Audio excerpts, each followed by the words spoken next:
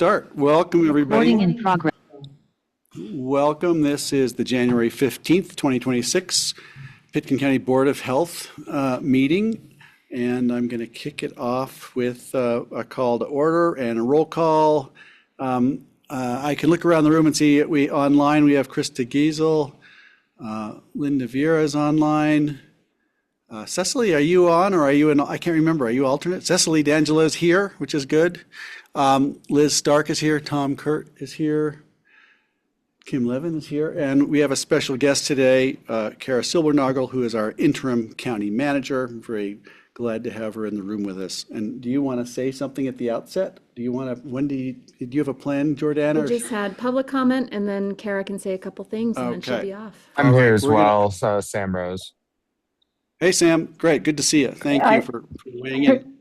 And I'm here, Christine, and I'm an alternate, but Christine Benedetti is Hi, here Christine. too. Yeah. Hi.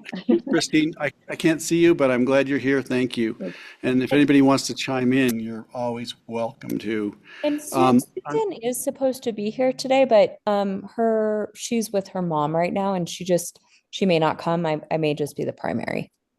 Great. Okay. Wonderful. Glad you're here. Regarding the anything on the agenda, any additions or subtractions from the agenda, any changes? Nope. I don't see any. I need an approval of the, do I need an approval of this agenda? If there are changes, there aren't any changes. I don't think we need approval. It's been a while since I missed the last meeting, so it's been 6 months. Do you want a motion to approve it and then second and then? Let's have a motion to approve the minutes. I'll make a motion to approve the minutes. The previous. I'll Thank second you. it. And we've got a second. All in favor? Aye. Aye. Thank you. I think that's consensus. I'm going to go right into public comment. Actually, after public comment, is that what you said? Yes, thank you. I'll just read the agenda and stick to that. Public comment. Is there anybody here who'd like to make public comment on an item that is not on today's agenda? I don't see a lot of hands going up back there in the peanut gallery. Come on, look, a little enthusiasm back there, folks. Okay, and online, I don't see anybody online looking for it to make a comment. So I'm going to close public comment and we're going to go to the introduction to Kara Silbernagel, our interim county manager and longtime employee of Pitkin County. And I'm going to just let you speak. How's that? Sure. I could say nice things about her, but I'll let you do it. Well, you can tag on if I miss anything. Well, hi, everyone. Some of you I know, some of you I don't know. So for those of you that I haven't met, my name's Kara Silbernagel. I'm the interim county manager. And as Greg said, I can't believe that as of yesterday, I've been with the county now for 12 years. And I was deputy county manager since 2022. So very grateful to step into this role during this time of transition, but also grateful for the amazing team that is the Pitkin County staff and all of the commissioners and honestly everyone that serves on all of the advisory boards. It's the work that the county does is pretty far-reaching and amazing, and I know the work that Board of Health does is pretty far-reaching, but you know, as I look ahead during this transition time, my goals are really just to help elevate all the work that everyone is doing in the organization and all the work of the boards, because you all are what's making this organization be fantastic and be responsive to the community. And so really just here to help provide that stability and continuity and elevate the amazing work that everyone is doing. And for those of you that don't know, I got to be very close with public health during those COVID days. And I know John, as county manager, was very close during those COVID days. I mean this with all the love of all you all do, but I hope you do not need me in this interim time frame. And I don't think you will. I think that you've got great folks all around the table, and I'm here and happy to sit down and talk with any of you, hear what's going on, concerns that you all have during this time frame, but also know that you've got amazing staff with Jordana and the entire public health team that's doing a lot of the work and working with all of you. So, you know, I'm happy to answer any questions now that you might have, or burning, you know, here if there's burning issues you want to make sure that I need to hear about or want to be talking about that haven't been flagged yet, or let you all continue on with your meeting. Question, are you sticking around for a few minutes? Are you going to stick around longer? What's your plan? You don't have to be My here. but if plan you was want- to not stick around God, too you've got long. things to do. I just wanted to Because you say. all don't need me. You don't need I did want to say to everybody listening that they may not know Kara and they may not have seen Kara in action because her job as a deputy county manager has really been to be working in the background, working on specific initiatives like the 2050 plan and some other humongous efforts that the county has been taking on. And she's done it with aplomb and so competently. Really, her job was to make John Peacock look good. And John was a phenomenal county manager. We're sorry to see him go, but I have to say, we're grateful to have a deep bench that he helped build. And Kara is right there, ready to step in. And I think our board is extremely excited and enthusiastic to have her step up, and we're glad to be working with her through this interim position. And we think that probably in the next month or two, we'll have figured out the next step for moving toward having the permanent county manager. And we're all very enthusiastic about it. And so if you haven't met Kara, please reach out. She's has a lot to offer and is a great ally and has been a great mentor for me in terms of, how do I get along in this county and how do I talk to people and, all that. She's been very helpful, full of insight. So that's it. I think that's all. Thank you for coming. Thank you for joining us. I'm sure you have more important things to do. No. And I should have also, thank you, that's very kind. I should also say, as the deputy county manager, I have been the privilege of, I was overseeing the resiliency and planning. So as Greg said, was community development, but also working very closely with Jordana and Lindsay and Human Services. So while you might not have seen me, I've seen all of you, and I know some of the great work that you all have been doing behind the scenes with the great leadership of Jordana and the team too. So I've been keeping track of you, even if you haven't been keeping track of me. Look, happy to sit around and listen if there's anything, or let you all continue your business. Come up with something. Like we need a crisis here. Like something to throw at. Yeah. We need more money, boss. Yeah. Okay. Thank you. Thank Thanks you, for coming. everyone. Thank you. Appreciate Good to you see you coming all. in. That was a nice surprise to have you come in. Okay. Up next, Peter Mueller, Health Promotion Program Administrator, Comprehensive Flavor Ban. Thanks for coming in. Glad you're all here. Thank you. Peter Mueller, Pitkin County Public Health, and Sarah Strasburger, the principal of Hi, Sarah. Aspen High School. Thanks for coming, Sarah. How are you? It's great to be here, and thank you for entertaining us as we seek a recommendation from you to the Board of County Commissioners to ban all flavored tobacco products. As you may know, in 2023, you passed a tobacco retail license, which capped the number of retailers at 4, required a license for all tobacco retailers, and reiterated the state and federal statutes requiring T21. No one under the age of 21 may purchase tobacco, and the signage is very appropriate, alerting everybody to the dangers of tobacco use. The challenge that we face is that tobacco products have evolved in recent years and now are hinging their new audience on flavors, vaping, and tobacco pouches, nicotine pouches. And what we're asking you to do is to recognize that these new products are aimed at youth and are incredibly addictive and dangerous to the health and well-being of students. So from there, I want to hand it over to Sarah and have her talk a little bit more about what does that look like at the high school level? What are they doing and what's at risk? Great. Thank you so much, Peter. I did have the privilege, and I think Dr. Kim and I worked together, and that was for the city of Aspen when we were looking at that flavor ban, and Jordana was involved. And so looking to have that broader kind of comment. Certainly Big Tobacco is concerned with dollars and and all the flavors are targeted at our youth. We just have new data that of our students who have used a vape in the last 30 days, almost 95% of them have used a flavored vape. So that is their choice. And so when you have things like cotton candy, that's not appealing to adults. Obviously, that's targeting kids. What we see at the high school is that it's pretty stagnant in terms of the 2023 to now 2025 data in terms of use, but we do have over 90% of students who know it's bad, who know it's harmful, which is interesting. And yet they also get addicted really quickly because there are these fun little flavors to try. We have vape detectors in the high school. We've had those for a few years.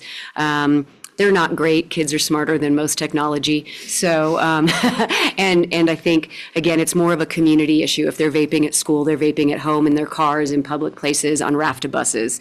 And I think anecdotally, everyone would agree with that. So I think if we can send a message in terms of county-wide best practices that we don't want to have these flavors available, they're clearly targeting the youth, they're not targeting adults, I think that would go a long way.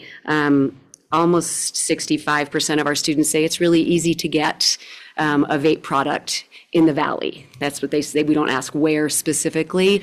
So I think to make it less accessible, they know it's not good for them, and to cut down on the allure. If they have to taste tobacco and nicotine, it might be less appealing. And so I think there's been a lot of great work done on holding people accountable for being 21, getting the city of Aspen to do the flavor ban. And so I think the next step is to be the leaders in banning those flavors. Right, thank you. I could open it up to questions now if there are some questions, or you want to keep going, Peter? Can we do a couple more Yeah, slides? please. Yeah, Let's can we take it hit as another far slide? as you want, but we'll have Yeah. some questions at the end. Yeah. Thank you. The allure, you've talked about the allure. Can you talk a little bit about the cost of nicotine addiction and what you see happening with the fabric of your community in the high school? Sure. I think for some kids, they're very, kids are great. They're really honest, and they will say that they get really stressed out and that this is a coping mechanism. So it increases their anxiety when they are not actually, when they're trying to quit. Like the fallout is, I'd rather vape and stay a little bit calmer. I think in terms of the community, there is a parental perception that this is only happening at the school. So what is the school doing about it? But it is a community problem, and we have to address it as such. I think for students, they are slowly learning not to even try it. But unlike actually smoking a cigarette, it's pretty easy to take a little, they call it a hit on the vape very quickly, wherever you may be. And then kids are quickly addicted. Great. Next slide. Sarah mentioned, but we also have a community-wide effort. And what we're excited about for the county is if the county could pass a flavor ban, it may have impacts not only on other municipalities like Basalt that has yet to pass a flavor ban, it may also trigger interest from Eagle County and other mountain communities. As you know, Denver passed a flavor ban last year and then was upheld by voters 72% in favor of a flavor ban by the populace, the voters in Denver. So there's a widespread support in the region for a flavor ban. We just haven't been able to initiate that process for the county. Next slide. There's a very modest sum of revenue generated by tobacco sales. There could be a reduction in tax revenues from a flavor ban. But we're not clear on how big a reduction that might be. We've seen in other communities the range from 10 to 30% when they've enacted a flavor ban and an additional tax to tobacco sales. So that's just a reference point. You might ask, well, what are the financial ramifications of passing a flavor ban? We can see that the revenue has been fairly static at $180,000. And we can presume that there might be a modest decrease should the county pass a flavor ban. Then the next slide. So what we're asking for is a recommendation from the Board of Health to pass to the Board of County Commissioners that would include all flavors, all products, all 3 locations, including a 4th should there be one, and at all times. The tobacco industry is very agile at developing workarounds, and so what we try to do in our legislation at the municipal level and now the county level is to make sure that any flavor ban include all retailers, all times, all flavors. And then I think most importantly, Sarah, you've got the this or that. That's the next slide. Yep. Really important. I think our kids are doing such incredible things. Let's take away the access. Let's take away the allure. They're teens. They don't always have the best decision making. And so let's just take the opportunity away so that they can do this, not that. Great. We'd like to invite to the table Kate Korn, who is the health teacher and freshman connections teacher, as well as 3 students that she's brought along with her. Thanks so much. Thank you. Kate? Great, thanks for coming up. We may have some more questions for you too, but Yes. when the time comes, great, thanks. Thanks for coming in, this is great. Who would say no to missing class? You know, well, first of all, I got to say, tried. it's very important when high school kids come in. I'm an Aspen High School graduate, I can tell you. But when the kids come in, people pay attention. They really do. They're listening. Perhaps with more enthusiasm and commitment than they ever have for anyone else. It's remarkable. I've seen 7th graders, high schoolers, kids come in with an issue they want to talk about, and the board is listening, not only the Board of Health, but the Board of Commissioners. So it's important you're here, and I'm very grateful for it. Thanks. And there are people online. It's not just me. Yeah. These guys are part. It's kind of lonely up here, I got to say. But go ahead. Maybe go to the next slide just in case I think there might be questions on there, but we'll have those there. My name's Kate Korn, and I teach Freshman Connections was the name of the class previously, but we did kind of rebrand it with our IB framework. And that's kind of a social emotional class. And then we slide into health in the spring. So I have mostly 9th grade students. That's when they typically take health. And I had all 3 of these students a couple of years ago in class. And I also am the supervisor for a club that these 3 are the head of, which is the Drug and Alcohol Awareness Club. And they can share a little bit about that mission with you. Could I just ask before you continue? Sure. Should we bring the others up? There's room. Yeah, that's fine. Come on up, you guys. Well, why miss out on the fun? I mean, there's seats. Yeah, sure. You can join us up here. That's great. Thank you.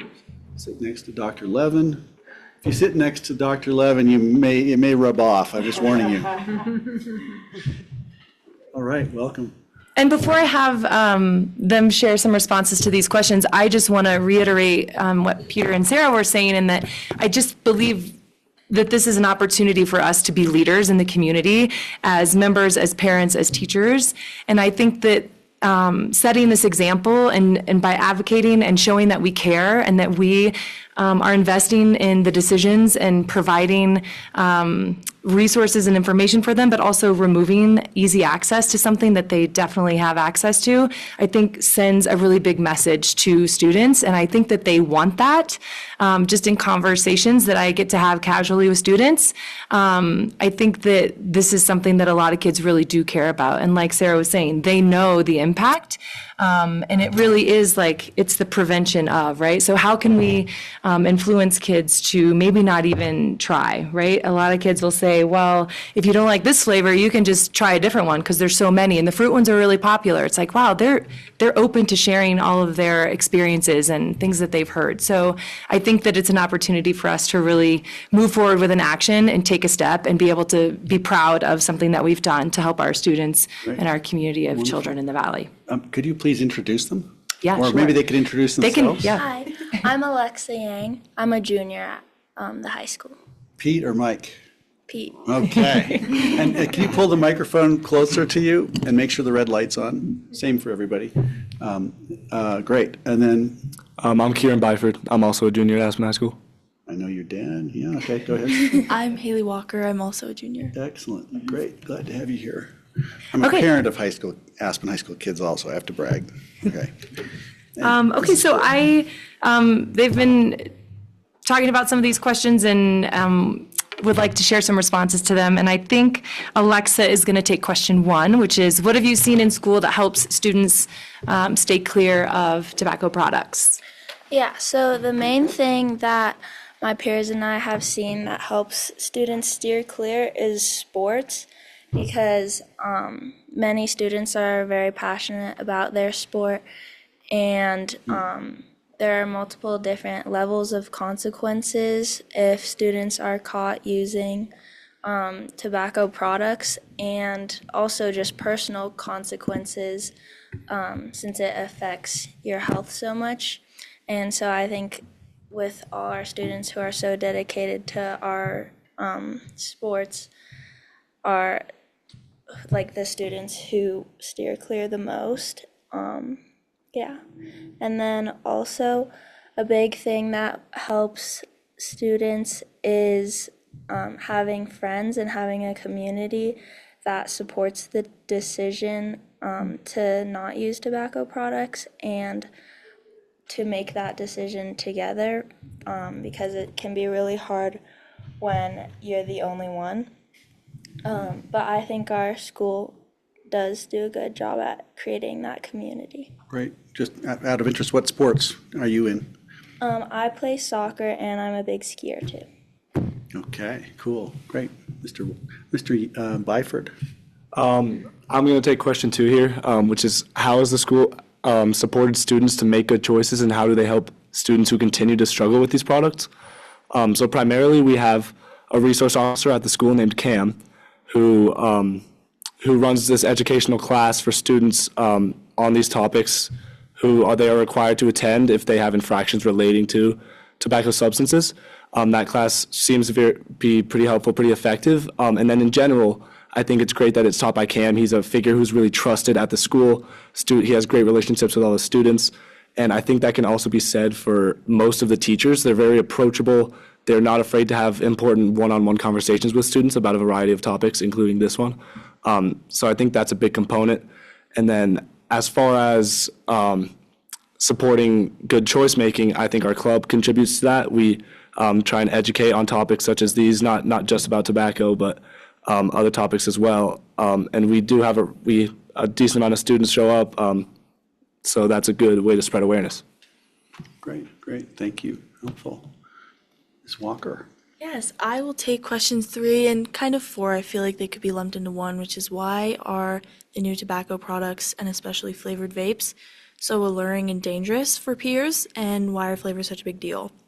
So the issue with vaping specifically, it's probably something I see the most among my friends and my peers, is because the flavors, obviously, like Sarah was saying about how they're obviously appealing to youth with like the fruity flavors or like cotton candy. It makes it taste better. It's easier to get addicted to those, and it's also much easier to mask than like weed, I would say, So if a student is choosing to vape at school, that's a lot easier for them to cover up.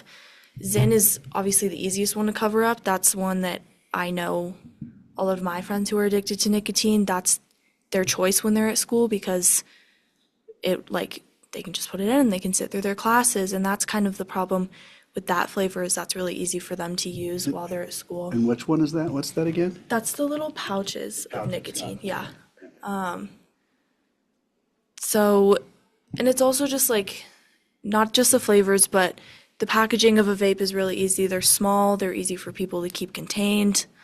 And like I said, with the flavors, it's easy for them to mask while they're at school. But it's also like, the issue is not totally school. Students know that there are people watching out for them.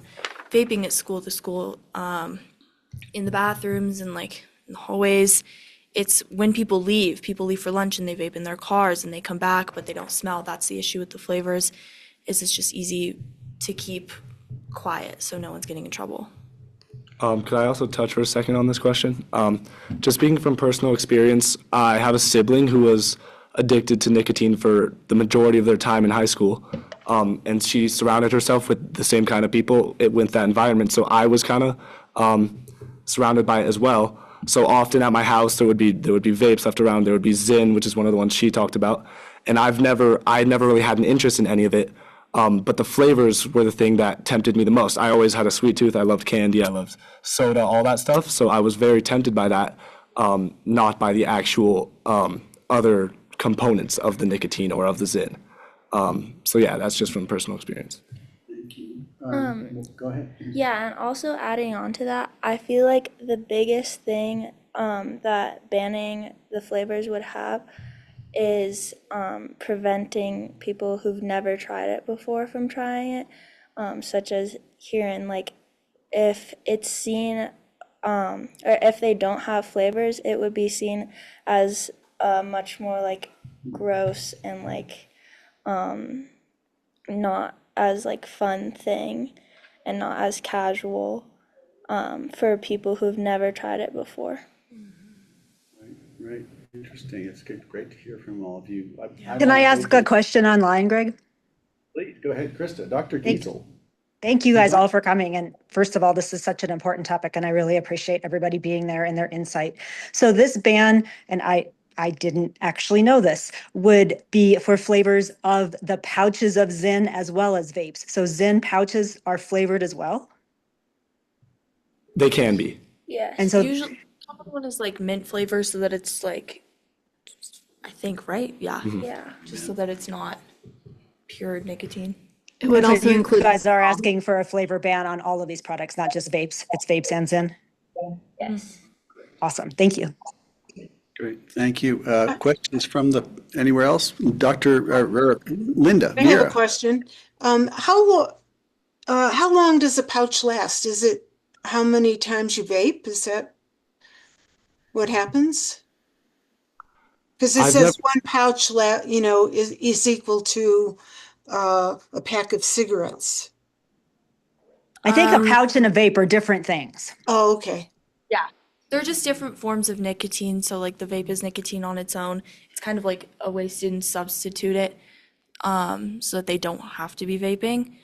I think one pouch will last you a few hours, but Sounds right. I don't actually know. They come in different Strengths, yeah, Yeah. exactly. Yeah. 3 and 6. Thank you, Peter. Yeah, 3 and 6 strength for the different ones you can buy. I don't know how long they last though. Not more than a few hours. I had a question from your observations. You're juniors, is that right? Yes. In your term at the high school, have you seen a change in the use of vaping or the popularity of vaping because of flavors? Because I remember the first time this came up, what was it, 2020 when we were talking about this or something like that? It seemed like there was a really big problem with vaping, and it seemed that we made some progress toward slowing that down. Is it increasing again, or is it had not gone away? Where do we stand with it chronologically? How has this changed in the last several years? I hate to say I think it's pretty steady. All of my friends that I've known to vape since like freshman year, no one I know has ever effectively quit vaping or like stopped their addiction to nicotine. People say they will, but then, their friend has one, they won't buy their own, but they'll have somebody else's. So I don't know anyone that's effectively quit vaping, but I do have more friends that haven't tried or just like don't and won't. With that being said, I think there's also a better level of awareness. I think a lot of these kids now understand better what they're getting themselves into. However, I don't think that directly kind of resulted in less usage, but at least from friends of mine who use, they understand the health risks. They don't, there's a less peer pressure aspect of it. They're not trying to give you a vape, get you to take a hit. They understand that it's not for everybody. Right, so that part's good. Yeah. Liz, but sorry, we'll go to also Liz and then Liz first and then you. Okay. Oh, okay. I want, first of all, thank you all for coming. I really, really appreciate hearing from you. Thank you. So I have just a basic question. I am not familiar with pouches. So how do they work? What do you do with them? So it comes in a little tin, and you put them in your lip. You put it up Like there chewing on the tobacco. bottom. Like Yes, tobacco. exactly. And you absorb the nicotine through it. Yeah. It looks like a little pack of cocaine. Okay. Right? It's a Yeah. little white It's a little white packet, pouch. and you put it Yeah, in they're your very mouth, small. and Yeah. you absorb it can the be hidden nicotine from that many way. people, Okay. and I have a couple more questions. and it keeps sustaining nicotine. Yeah. How long have you guys been established your club, and how does your club work? How do you meet? How do kids come to you? How does all that work? We took this over this year. Another student ran it before, and I think Alexa and I went to a meeting, I think it was our freshman year, and we got really interested. They taught us how to use Narcan, and it was just a really cool educational experience.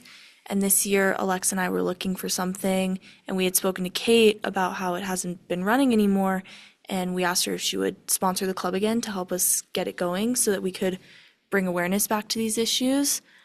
And as far as outreach for students, it's kind of standard for Aspen High School clubs. We send out emails, we make announcements when we have meetings for people to come and speak to us. And we touch on all kinds of different things. We had Peter come in and he presented to the club about this presentation and invited people to be here. We have Cam, our SRO, come in occasionally. It's all just it's like outreach. It kind of creates an open forum for people to discuss. I have one more question if I may. Oh, sure, go ahead, and then we'll. I have a question about sources. If you want to regulate something, which I'm very enthusiastic for as a medical toxicologist, where are the sources and how can you restrict that? Good question. Where do you get them? Where do they get them? I personally don't know. I don't actually know. Some of my friends have fake IDs, and that's how people get them. I don't know people choose not to go in town because you get recognized, small town. A lot of people I know go down to Elgibel, I think is where that is. That's where. Yeah, and a lot of the time it's kids buying them from other kids. That sort of relates to my last question. It might be for Peter. There are 4 places, 4 retailers. 4 retailers, and one of them is in the city of Aspen. No, there's Can you- 3. Peter, can you come up to the mic? Sorry. Yeah, you can come on up. You can join us. Sarah, if you want to come back too, you may as well. There Get up here, are Sarah. 3 retailers Total. There's a cap of 4 that was in the tobacco retail license ordinance passed in 2023. Okay. So there are 3 retailers. 1, Airport Business Center, 2 at Woody Creek, 3 at the Old Snowmass Conoco. So the city of Aspen passed a flavor ban though They already, did. but it doesn't affect a retailer. It doesn't affect county. the county, Right. the unincorporated county. So is there one in the city of Aspen that it affects? Yes, it does. Yeah, I mean, Okay. the city of Aspen has a flavor ban, period. Snowmass Village, flavor ban. Carbondale, flavor ban. Okay. Glenwood, flavor ban. And so what we're trying to do, Aspen has a great history of being the first to regulate additional restrictions on tobacco sales. And we're trying to build on that. It's exciting opportunity to do something for public health and to do something for the state of Colorado. Great, thank you. Thank you. Thanks for that. Dr. Kurt? I testified a few years ago, and it was before the State House, about that 7-Eleven kind of sources, which, unfortunately didn't pass at that time. Right. So I'm very interested in this Yeah, thank you. and following through on it. Alexa, did you have something else? You were, Oh, previously with the question about how the amount of use has changed, I think that the amount of kids like per age who use these substances have stayed somewhat the same, but I've seen like over the years younger kids people have been starting earlier than what has been in previous years. right, that's concerning. Anything to add? Anything else here? Dr. Levin? I have a couple things, and one is a question. I just think this is absolutely outstanding. I can't thank you all enough for all your work, Peter, Kate, Sarah, the three of you for showing up. Your work in the school is essential with the club. And I am 100%, more than 100% behind this. I did help with the work on the city for the flavor ban, and it is timely. It's time that the county does. It's essential because people are moving outside, as you mentioned, to source it outside of the city.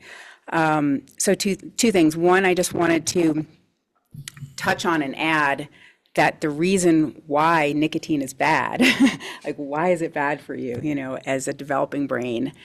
It is one of the worst recreational drugs in terms of it's so fast on and so fast off. So any drug that comes on very quickly and goes off very quickly is the most addictive.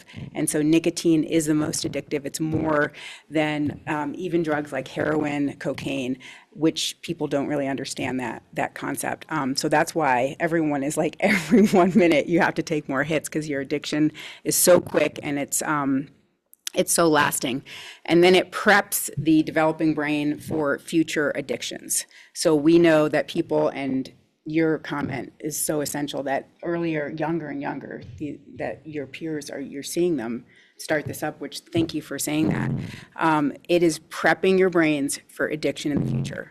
So people that get addicted to nicotine, kids early on, have a much more likelihood of addiction to opioids, further addictions to anything in the future. Their brains get prepped for it. So I think that's such an essential thing. The other thing I wanted to add, and I don't know if this was on the original proposal, but any future, I would love to just ban Zyn altogether. I don't know if that's possible, but to add to it that any future production of another nicotine product would also have a flavor ban on it. Is that in there, or can we add it in? We can add that. Because there's going to be more, once the flavors from something, the companies are so tricky. Yep. So they'll see flavor bans on one product and create a new product that doesn't have a specific ban on it. Anyway, I just wanted So you to mean offer like that. we could think about things like a car air freshener or one of those shower gels or something, it's right? unlimited. It's Yeah. unlimited what you could do. Yeah. Yeah, so thank you So all. why not put a Yeah. blanket on that? And I think we did that for the city of Aspen. I'm trying to remember. Right, right. Can I just add to Kim's comments as well? Because I think like medically, I take care of younger men that come out of the military who have vaped now for maybe 5 or 10 years. And we actually see all sorts of very bad lung disease at very young ages. I do not think this is publicized enough. I think they are very surprised when we have to tell them they have the lungs of an 80-year-old man. And I think that getting more information really about the long-term effects, like this actually can be worse than nicotine. We have seen when they've used different oils, especially in the vapes, that it is even more detrimental than smoking is. So besides all the addiction stuff, which I agree with Kim 100%, there are a lot of medical downsides to this that are not as public, in my opinion, as they should be. Thank you, Dr. Yeasel. That is such a great point. I think vaping, the original argument was to pitch it as a better alternative and a way to stop smoking cigarettes. And the downsides of the lung issues are not well discussed. I wanted to point out that just for young people who think, we all think we're invincible and immortal until we're probably about 30, so you guys have a ways to go. But the thing is, if you destroy your lungs, damage your lungs in that way, it basically means you don't get to live at altitude, which probably means you don't get to live in a ski town, which, it changes the course of your life pretty dramatically if you can't breathe up here. And people run into that all the time. And so it's just something to think about. If you just love the life in this valley at this elevation, you got to take care of your lungs. Words from wisdom of age coming to you. Heed my words. I mean, it took decades to prove that cigarette smoking was bad for you, right? So this is going to take decades to have documentation, but you know that it's bad for you and just for your future and everything that you mentioned. So, yeah. And that's kind of part of the problem with students is, like we were saying, people do know that it's bad for them. It's like, oh, why do you vape? It's not good for you. But as you all were saying, it's not very well documented. People hear that it's bad for them, but they don't really know. Even though it's like taught, they don't believe it. You don't tend to care because like it makes them feel better and they're addicted to it. So part of the issue is like there is the knowledge around it, but because there's the flavors and that makes it so addicting, people don't really give that the attention it deserves. Wow, this has been really great. It's great to have you here. What else do we have left? I know we're on a schedule. Got the last slide, so we would just need an action from the Board of Health to make a recommendation that the BOCC consider a comprehensive flavor ban, comprehensive also including any future tobacco products. Do you actually have a resolution or a motion, with the verbiage that we could put up? Because this board could vote on that. That's so we don't have the specific verbiage, but I think at this point we're just looking for, we'll provide that to the BOCC. It's the language is being finalized, but Nancy, if you go to the next slide, it'll show all the components that would be included in that comprehensive flavor ban that the Board of Health would be recommending. I would like to ask my board, someone on the board, to make a motion to recommend adding a comprehensive flavor ban to Pitkin County's current ordinance, which would include flavors, all flavors, products, all products we can imagine, locations in the county that we have control over, and the times of day. And if we had a motion to that effect in a second, we could pass that on. So moved. Sorry. Hey, Dr. Kurt, and then Krista and Linda. We've got a third. Okay, and further discussion. If not, I'm calling the question. All in favor? Aye. Aye. Aye. Krista, go ahead. I'll give you a. It's Linda. Oh, Linda. Well, I was just going to recommend, I really admire the juniors in high school coming in, but I would recommend that they reach out to the 8th graders and try to reach the young people before they enter high school and get addicted. And I'm definitely in favor. Great. Thank you. Great idea. We always love to talk about ideas and what else you can do, but it sounds like you guys are just doing a great job already, and keep going. And if we can help, let us know. And that's it. Do you need to then present to the BOCC? This will, the same way that you guys. Staff is going to bring it in this form to the Board of County Commissioners as in a resolution we can discuss in a work session, and then it'll go through 1 or 2 votes to pass. So we're moving in the right direction at the pace of government, which is like a slow motion sprint. Yeah. Well, thank you all for coming in. Peter, anything else? No, Sarah? really appreciate Yeah, Sarah. it's great to have and you Kate's here. support. Thank you. This is great. And the students. It's really all about the kids. They're driving the work, which Well is the done, way we well want done. it. Thank you. I was going to start telling stories about when I was in high school and what we used to do. And I thought, no, I think I'll just stop right there. Another time. Let us know if you need anything. Of course. Yeah. It was a pleasure to be here. Yeah. Thanks for coming in, and don't be shy. Come back. Say hi to your dad. Same to you. Right. This is Well great. presented. Well, I thought that was really well done. It's always, you know what? It raises the level of energy in the room when kids come in and present to us. And I'm so grateful you all came. Thank you. Okay, moving right along. Do we have anything else to do today? Okay, we're moving on to strategic plan approval. Jordana's going to present us with that. This will be just as much fun, I promise. Oh, hi, lofty goals. So before we dive into the strategic plan, I just wanted to bring us up even to a little bit more of a higher level to think about all of the different ways that our public health work is directed. So we really look to the foundational public health services and capabilities that you see up there. Those are outlined in the 2008 Public Health Act. That are the services that we need to assure are being provided in our community and the capabilities that we must have as a public health department. So we have to make sure we can tick all of those boxes. Additionally, we need to implement our public health improvement plan, which the current priorities are pathways to care, including mental health care and climate change and health. And then finally, our strategic plan is the last really guiding document to the work that we do as a public health department.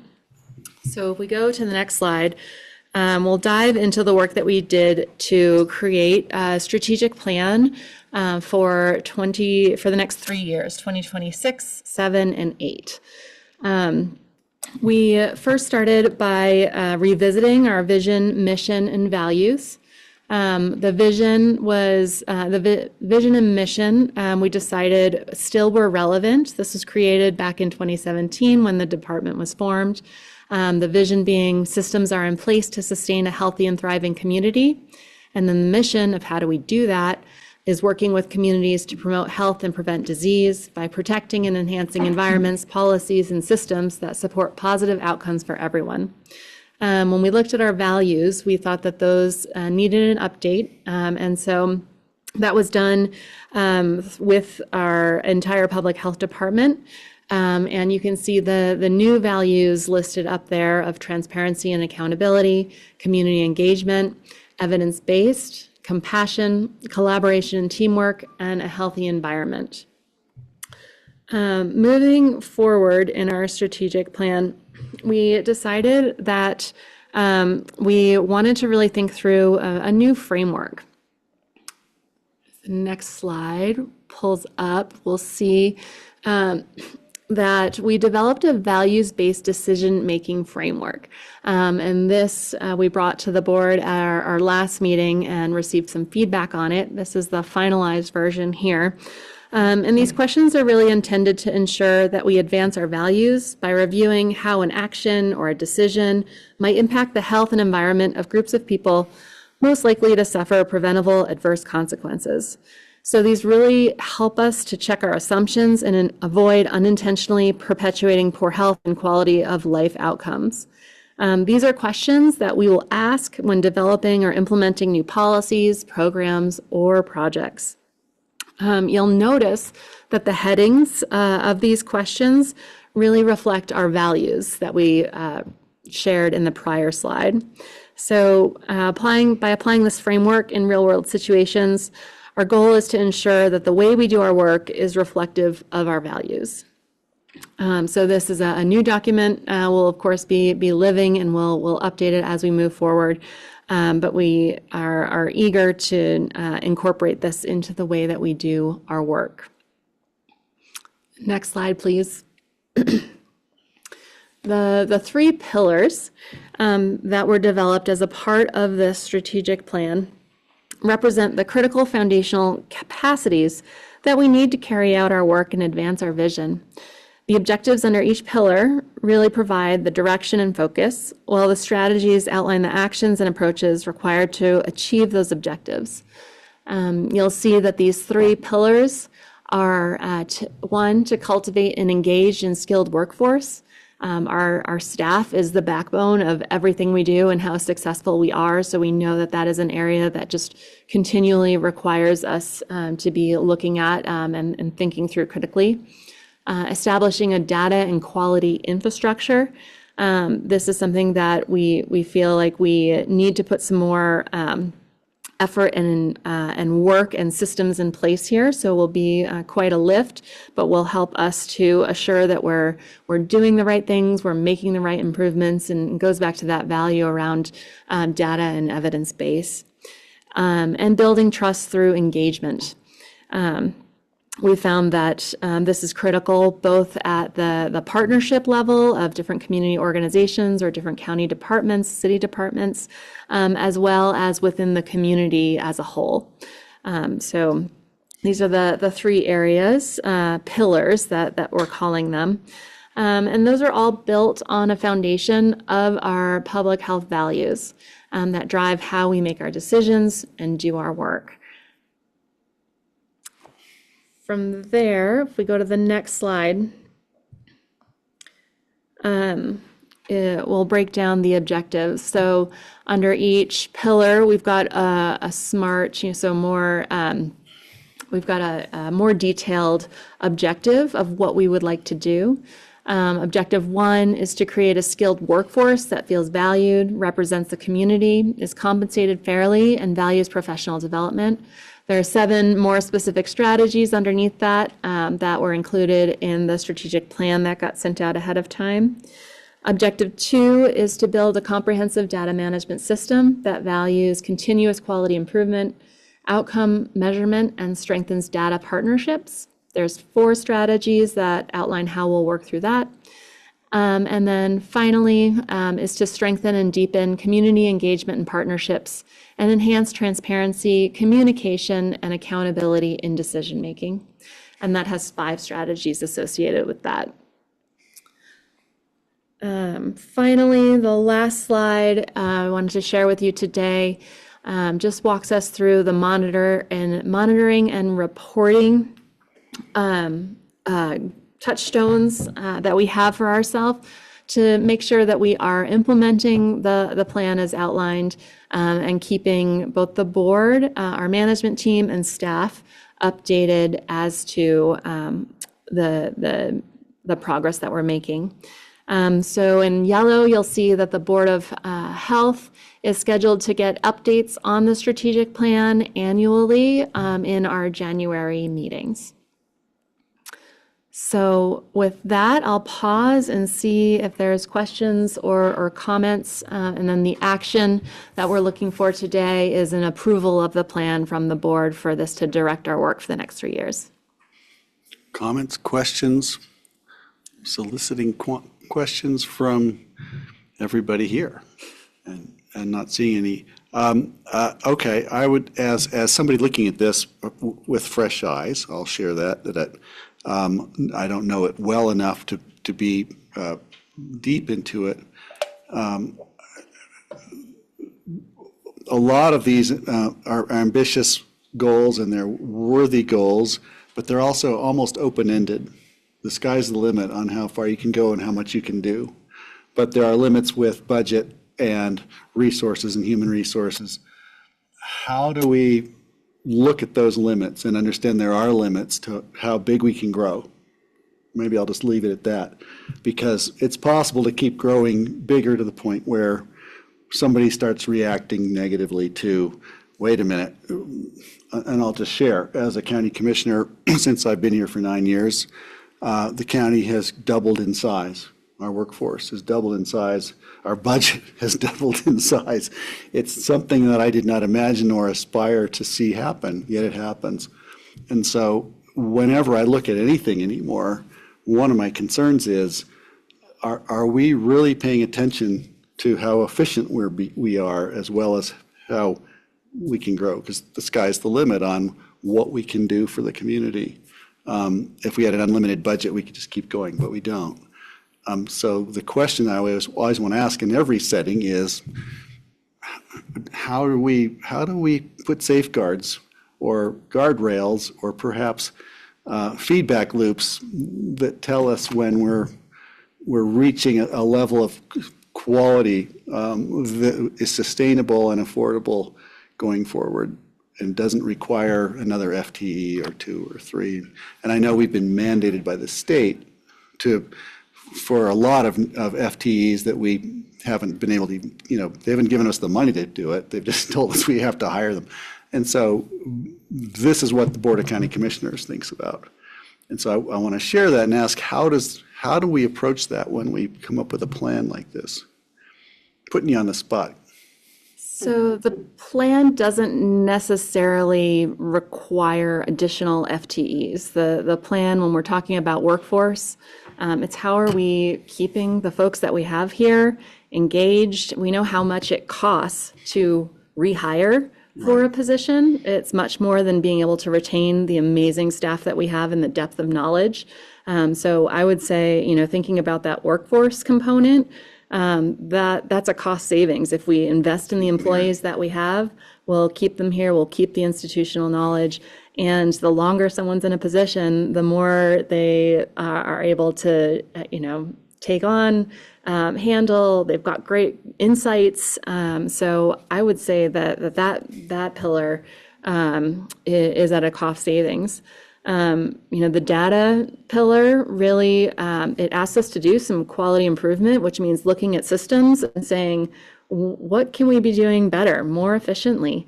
That doesn't usually mean hiring more people, but it means taking some time to look at processes and see what can be improved.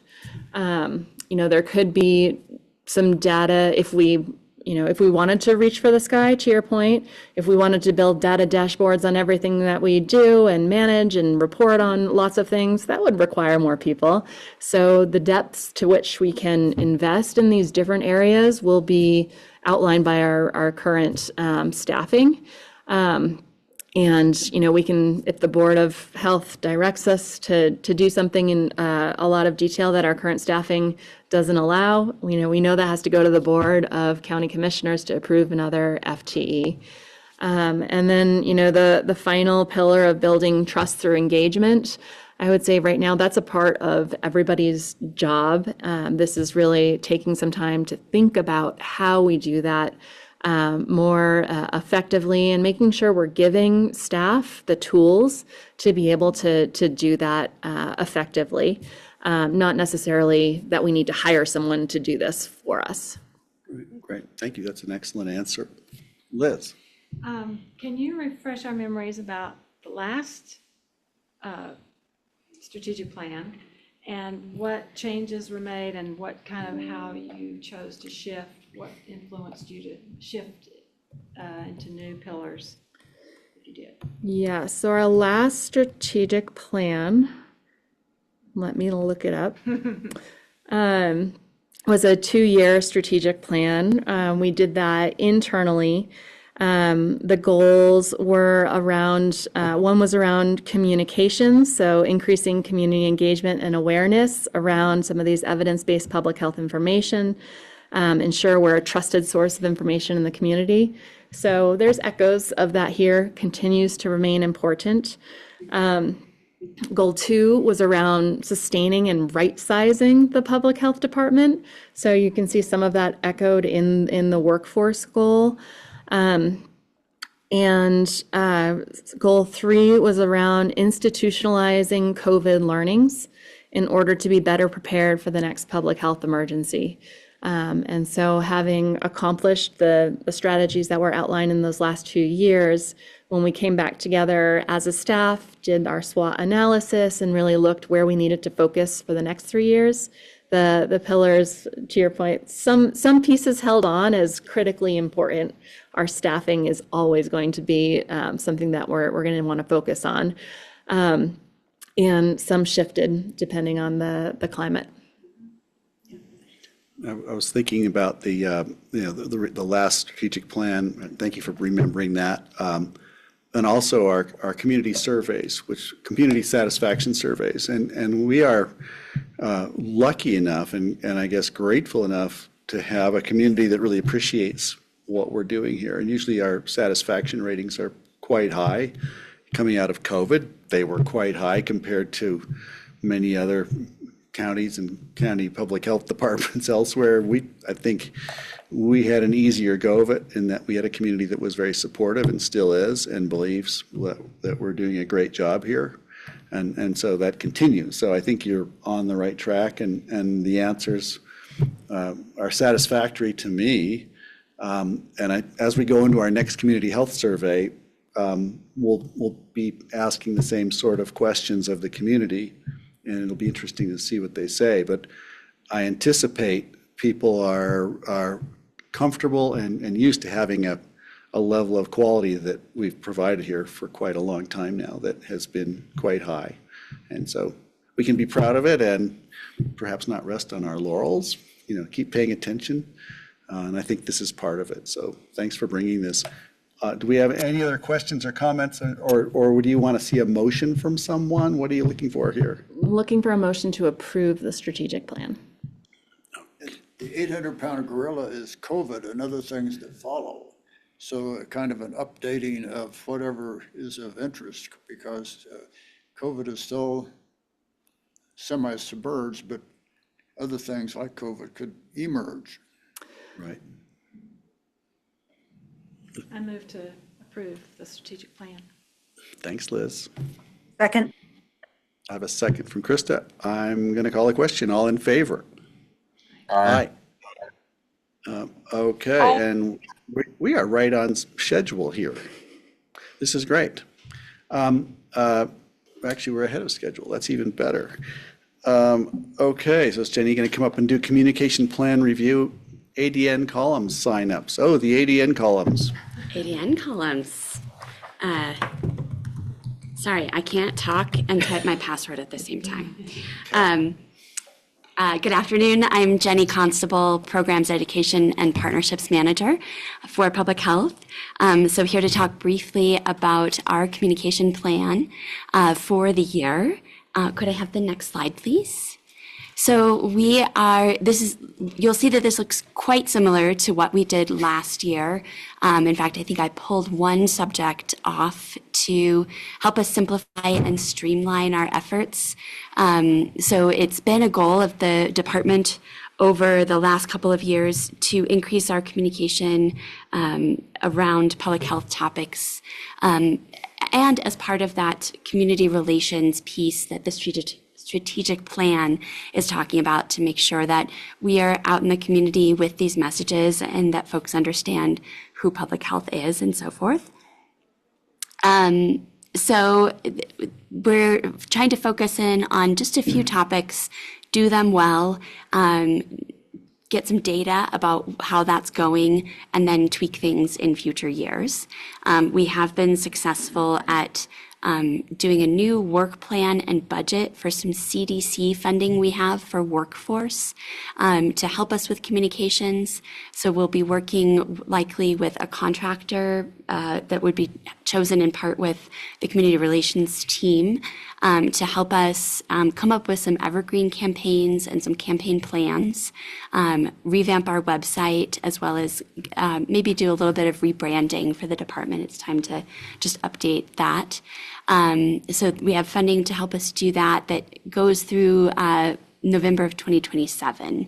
We're able to utilize that. These would be our focus for the year. There's also a lot of space left in the year so that we can be nimble and flexible should different things arise. And in particular, in the current climate, I was trying to think of a better word. In the current climate, we will be watching for state resources that are clarifying best practices that we can add into some of these open months. So for example, if the state has clarification about vaccines or nutrition, we can put those messages out in those open spaces. Great. Questions, comments, Any questions? thoughts on this? Here? I wanted to ask one thing. Radon Awareness Month is this month. Correct. We encourage people to do a radon test, but really they can't do any mitigation until summer or until the construction season is my guess. I'm thinking about my own situation, because I probably have the lowest room in the house probably has a high radon level that needs mitigation. It's easy to forget about it. You know, you can do the test in January, you get it back, and then you've got to find a contractor. They may not come and see it until July. I'm just trying to think, are there reminders that we can put out? Is there a process you can get on a schedule, just so that once you engage with this and commit to it, I don't, Kurt, so come on up. Hey, there you go. Yeah. Well done. Come Brian on up. Doherty with Thanks, County Brian. Environmental Health. So for part of this radon campaign where we're giving away these kits, we are following back up with those who do receive high radon numbers, excuse me, greater than 4 picocuries per liter. And we're following up with those people and making sure that they're aware that those numbers are high and that they need to be looking for mitigation of their home. And we have some recommendations for different people who are able to do that in our valley that are certified. Great. And Brian, do you want to mention the reason for the timing? Sure. Yeah, I mean, so radon, January, Radon Action Month, we have it in January because it is the most likely to have the highest number of radon in your house. Right. In the winter, when you have your heat on and everything, it creates a negative pressure in your house, which is more likely to draw those gases into your house. And they're heavier than air, so they sit down at the lowest levels of your home. And your windows are closed. Exactly, yeah. Yeah. So, yeah, less ventilation, and the heat also creates that perfect condition. Great. That's great. I think Thank you. that's so great and essential that you follow up. Mhm. Thank you. And that you guys you're contracting with certain companies. Yeah, with our added staff, with having Catalina on board, that was something we were able to add to that program, and we feel it's a big value. Makes it so personal. Mhm. And, you know, creating a Super software to helpful. actually Yeah. put something in, put a date on it. Can you say something to I'm just curious, the levels of 4 to 10? Like, is it like you want to get it below 4, or There's there an no like in-between where it's accepted kinda safe okay? level of radon, but the lower the better.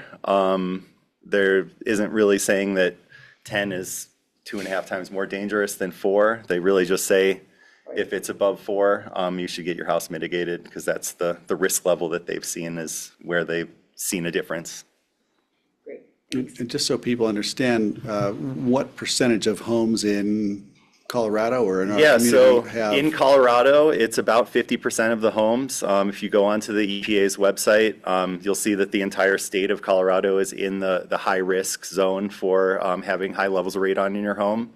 From our data from testing homes in Pitkin County, about 40%, so right in that same range.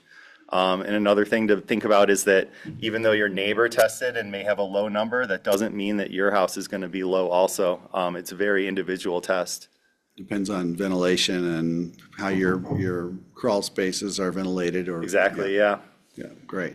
Yeah, Pitkin County did adopt radon-ready homes. I don't remember exactly when that was, but a little less than 20 years ago. So some of the newer homes are better equipped to be able to mitigate those problems, but older homes, it's a little bit more challenging. Right. Thank you. That's helpful, and it's a great reminder for everyone. Yeah, I was going to mention it when we were doing the OWTS, so I'm glad we got to take care of it now. Thanks, Brian. Okay. Go ahead, Jenny. Could we please go to the next slide? So also want to say a really big thank you to all who have contributed to our Aspen Daily News columns over the last couple of years. You'll see that we've been fairly regular with those. And we as well will be doing that again this year. Jordana has a sign up here today for anyone who would like to volunteer to participate. And it can be the topics that we have chosen as our communications topics or something of interest to you as a public health, as a board of health member. We want that to be very personal and really this is part of connecting with our community. So something that you're passionate about and sharing that passion with the community is what we're looking for. As well, we wanted to gauge your interest in any sort of training or presentation from the county community relations team, which has been grown significantly over the last few years. Greg, as I'm sure you know, but has really refined their expertise in how they can assist different departments with community relations. So we could ask them about writing op-eds or promoting public health in your own ways around the community. As well, I will note that the Healthy Community Fund ballot initiative is scheduled for later this year. That's right. That's going to be a big one. I'm going to keep passing this around, but it can come back to me. Do you need a pen? Any questions here? I heard from the peanut gallery, none. This looks great. We've got suggested topics, and we'll see who signs up, and then we'll start a press committee, a press gang, and we'll press people into service. I haven't done one, and so I guess I should. So I may need to team up with somebody. You teamed up with me. Did I? Yes, you did. Very first. How recently? 2024. Oh, I remember yesterday, Liz. And We were good though, weren't we? Yeah. The Adian's preference is for one author, but Wow. if you pick a topic that has public health background, we'll have the expert on staff help provide you with some talking points or resources. And then to Jenny's points, I think the ones that I've heard the most community connection with are those ones that can come with some kind of a personal angle to them. Right, great. Just in case I missed it, who all do you want to reach out to help craft these? Is it only Board of Health? Is it the county commissioners? Is it people in the community at large? You might have a compelling story to tell. I'm just wondering, are we open to suggestions? If somebody comes in who has a story, for instance, as you suggest, about something, should we try to engage them and then support them? At this point, the board has really used it as a way for us to help make the Board of Health members a little bit more known in the community and help share some of the topics that align with the messages that we're trying to get out. Okay, so it's back to us. All right. I was trying to expand the field. Okay, but I get it. I hear you. Thank you. Do you need anything else from us, or was that just informational? It's just information sharing. Right. And at the question, if you would like us to schedule county community relations, please let me or Jordana know. Great. We will. How's that? Perfect.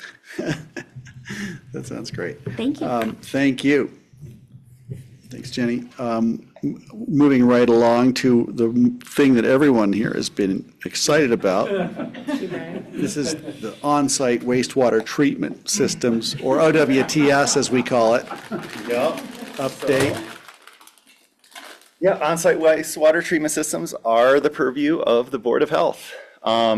So we are looking for an adoption of the new regulations that were updated by CDPHE over the summer. And we were given time to be able to update our regulations to meet the state's regulations. Most of the changes that we did with this regulation were just to meet the state's minimum requirements.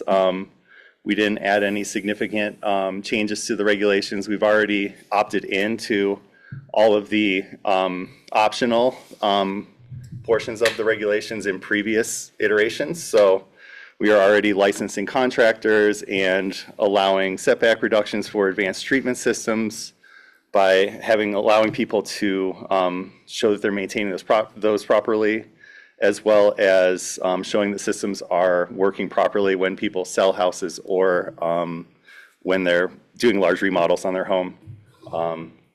So we've already opted into everything that we can opt into on the state's regulations, so we're trying to make this as simple as possible. That's why we didn't go to the BOCC as we had in the past when we've had more larger changes to the regulations. Right. I have a question, maybe there others would too, just very quickly.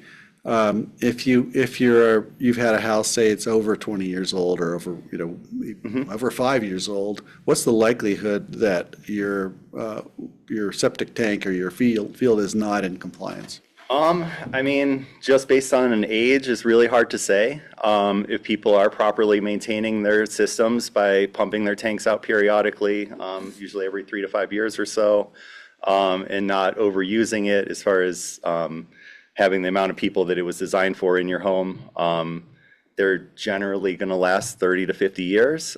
Certainly can fail earlier than that. And that's why we do want people checking to make sure that their systems are functioning right. And also why we added those use permits in, so when people are doing those large remodels and selling their house, that we can see that those systems are functioning properly at those times. Got it. Great. Good to know. Liz. Question. These changes, I don't know how significant they are, but are there any that are a challenge to implement, or in terms of your staffing or resources? There's going to be a little bit of permitting changes. We previously did not ask people if they had grinder pumps in their homes. Like if you had a basement bathroom that was below the sewage, they would have to have a pump that would push that sewage up to the tank. And the new regulations require that tank to now be 500 gallons larger than it was previously. So we'll have to do some changes of our permit applications to make sure that we're capturing those different new questions that we hadn't addressed previously. So you said 500 gallons. So previously, what size? So it's based on the amount of bedrooms. So a 3-bedroom home would have a 1,000-gallon tank. So if they were to have a grinder pump in their basement, that would make that be a 1,500-gallon tank. And the idea behind that is that it's so chewed up, all of the stuff, that it takes a longer time for those things to separate inside that tank. Because basically the tank provides 48 hours of retention time to allow the oils to kind of float to the top and your solids to sink to the bottom. And then the center flows through, and that's where the water gets taken out to your treatment area. Got it, okay. So there will be an impact to homeowners? No. No, there's no cost or anything associated with that?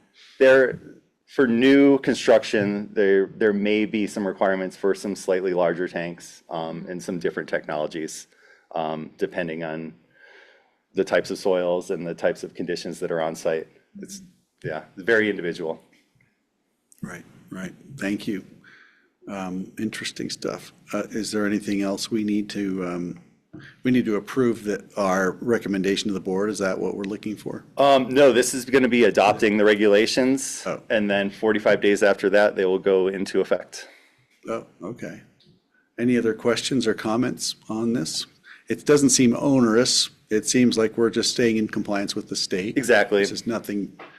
Yeah, and there wasn't any real big dramatic changes that the state had with this version of the regulations. They pretty much fall in line with the previous version that we adopted in 2021. Brian, do you want to talk about too how we posted them and? Oh yeah, and there was a requirement of posting and everything that we followed the schedule through for the state. So we sent those regulations that I drew up in November. They were accepted, meeting the criteria of the state in early December. And then we posted them for minimum 30 days as required by the state. So we emailed all of our contractors and designers and companies that are involved in the programs with OWTS, as well as posting it on our website. So that's been 30 days as of 3 days ago.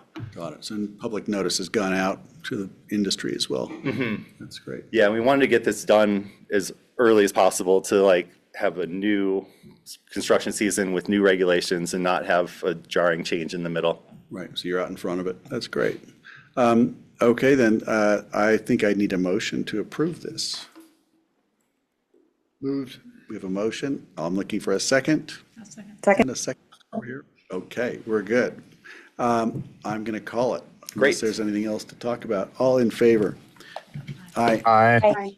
Thanks for making this so easy, and thank you. And I'm grateful that there aren't any dramatic changes. It's just important to stay abreast of it. So we're great. The state definitely made it a lot easier in the last 2 iterations than it had in the past. So. And we will codify this change with a resolution that Greg, it will go to you as board chair via DocuSign to sign that this has been passed, and I'll sign that as well. Okay, great. Cool. Happy to Let sign me know it. when that happens, and I'll make sure I get the right dates for adopted and effective. Perfect. Thanks, Brian. Yeah, thanks for. Okay, on epidemiology, Carly's in the house. I saw you come in. I saw you come in the room. Made her entrance, very dramatic. We try not to. Just a little busy these days. No, as ever, thank you guys for having me. Next slide. All right, wanted to start off strong with a quick respiratory update. Good news, RSV and flu are relatively down this year, especially as we compare to prior seasons. So our big bad this season is looking at seasonal flu. So we are having quite a severe flu season going on, predominantly with flu A. A lot of headlines out there around subclade K, my goodness, I'm sorry. I was thinking about flu B. And that subclade K is just a slight mutation in our routine seasonal influenza virus. That being said, that mutation occurred very, very late in the season during the Southern Hemisphere, and so it does not match our vaccine super well. So this big push for flu A is really being driven by this very particular strain. That being said, this is not a crisis. This is not an emergency. Even though that vaccine wasn't selected with this specific clade, doesn't mean that that vaccine isn't still very much effective at preventing hospitalization and severe illness. So if anyone has yet to get that seasonal influenza vaccine, that is still recommended. Did just want to pull out this graph. There's a lot going on here. Left-hand side is our wastewater concentration. That red and orange color is this season. Those blue and purple colors are last season's, and that right hand and the columns is looking at our hospitalization rate for Pitkin County. And so even though those hospitalizations are not very high numbers, numbers, we are seeing an increase in severity indicators, not only throughout Pitkin County, but also throughout the country. So I did just want to highlight that this is a little bit different. We're seeing it a little bit earlier, and we are seeing more severe illness than what we saw last year and some prior years. And that's mirrored by our wastewater. The only thing of major interest in this. I have a question because I don't see subclade K up there. Is that being measured, and what are the findings? Yes, and it is influenza A. So it is all of our influenza A is technically subclade K at this point. So they are doing sequencing for H5, H3, and H1, and all of this is that subclade K, unfortunately or fortunately. So this is what, if a lot of folks kind of in the county right now, if you're experiencing respiratory symptoms, chances are it's flu. And unfortunately, can I ask a question about that? I have several friends and family who've had the flu. I've managed to miss it. I did have my vaccines in probably mid-October. Is there any reason to, we don't need to update vaccines more often than once a year, is that correct? No, fortunately for us, the flu strain, the flu virus does mutate, but it mutates on the cadence of about once every 6 months, giving us our northern hemisphere and our southern hemisphere seasons. The way that we update our flu vaccines usually mirrors this. This is a fluke of virology. So this isn't an indication of anything alarming or anything like that. It's just kind of a bummer. So if in this community in particular, the ski resort community has a lot of people that winter here and winter down south. So how should they approach flu vaccinations? Hypothetically, depends on the individual and where they're coming from. And so realistically, there is a correct time to get vaccinated for flu in the southern hemisphere, and then there is a correct time to get vaccinated for the flu in the northern hemisphere. Do both? You can do both, especially because it's cross country. There's very little guidelines around when they should get this, the immunology of. And so it is beyond the scope of sort of standard vaccine recommendations to say if you are frequenting and crossing that sort of hemisphere barrier, how to schedule that vaccine. But I do recommend anyone who is doing that routinely, who has kind of the indicators for more severe illness, to go talk to their doctors, because it's similar to what we do for high-risk individuals who get a dose of vaccine every 6 months. I'm sure that would be possible for some of our travelers if they're interested. Well, I was just thinking, we have a fairly high percentage of people, wintertime residents here, that are traveling to South America for their winters, the ski industry people. And so that may be useful information for them if they don't already have it. No, absolutely.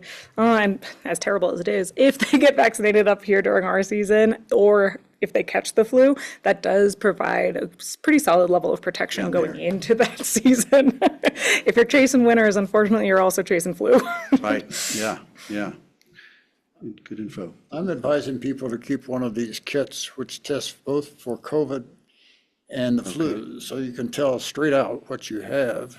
And if you happen to have the flu despite having vaccine, there's medication if it started within the first 48 hours, such as Tamiflu. Yep. Interesting. You know, just anecdotally, I know a couple people who took the test and tested negative, but were still down for 2 weeks, and it looked like a flu, or worried about it going into pneumonia. You know, this was a bad year. Yeah, and continues to be.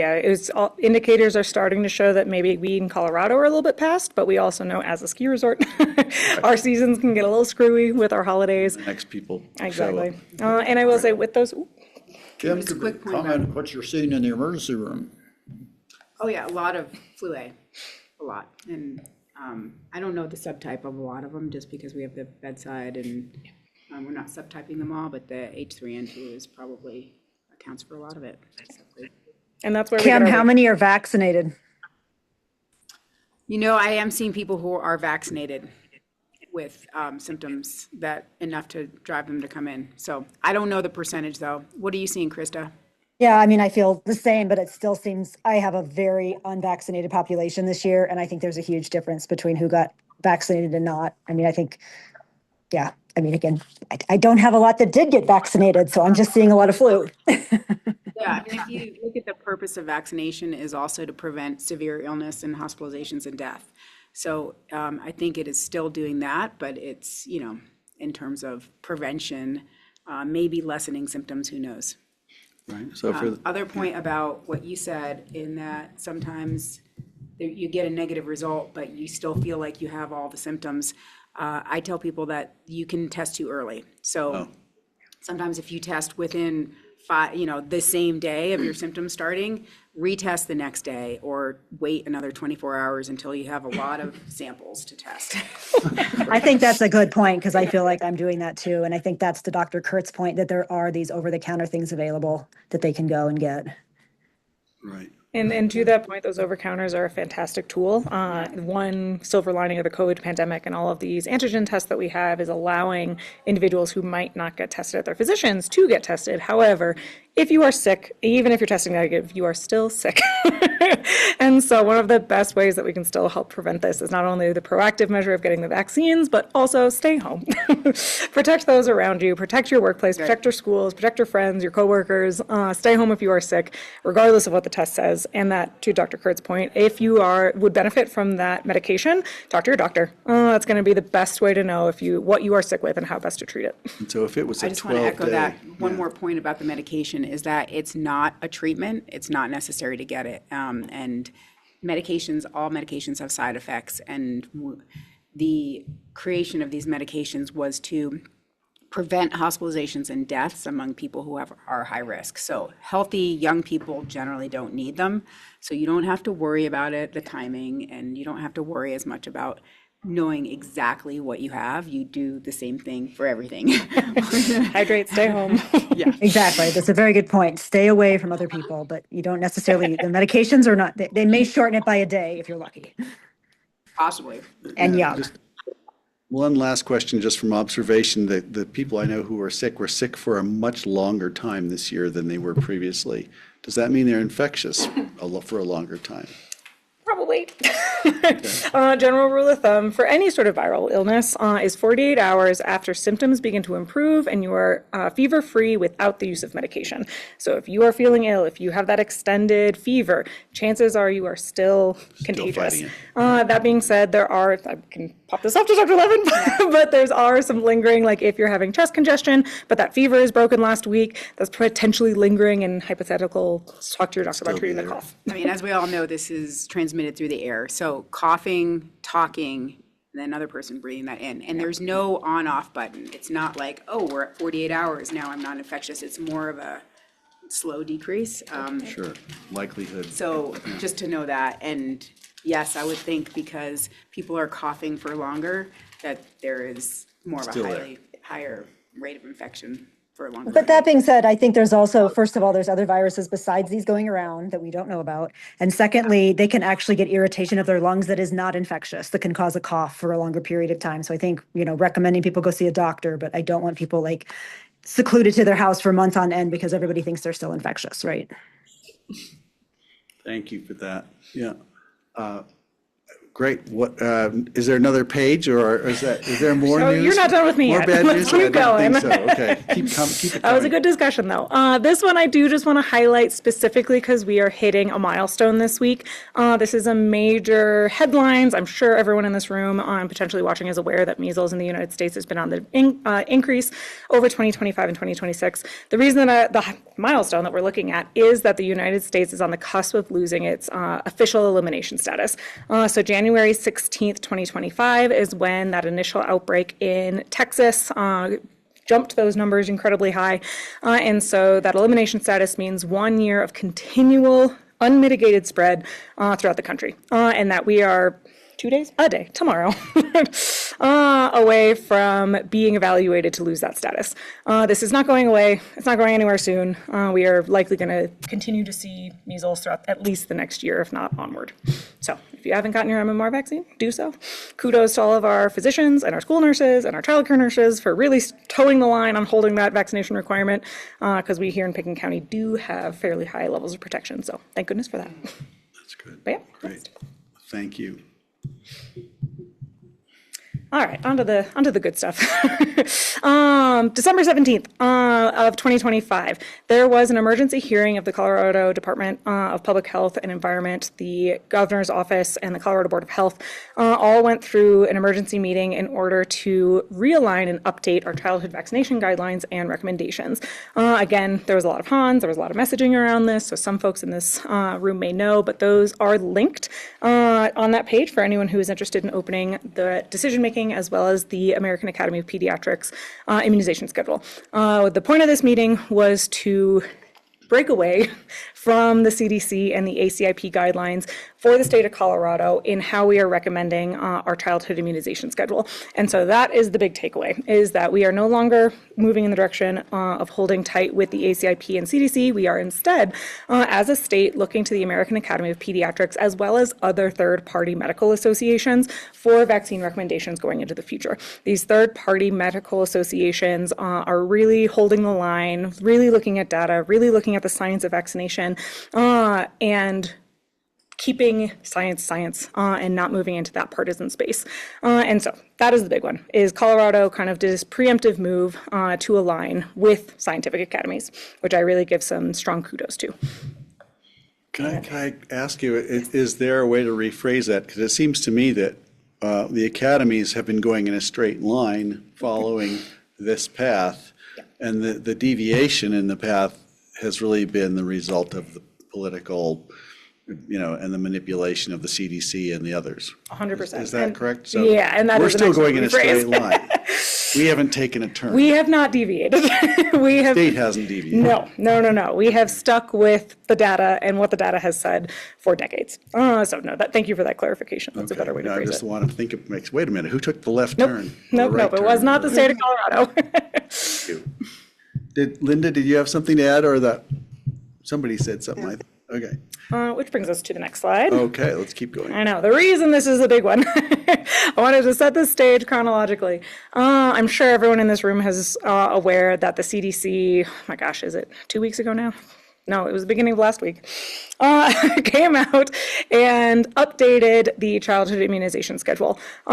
This was done without presenting new data. This was done without presenting new science. This broke away from all accountability levels, from all public comment, from all movements for transparency, and was really just felt like it was done on a whim.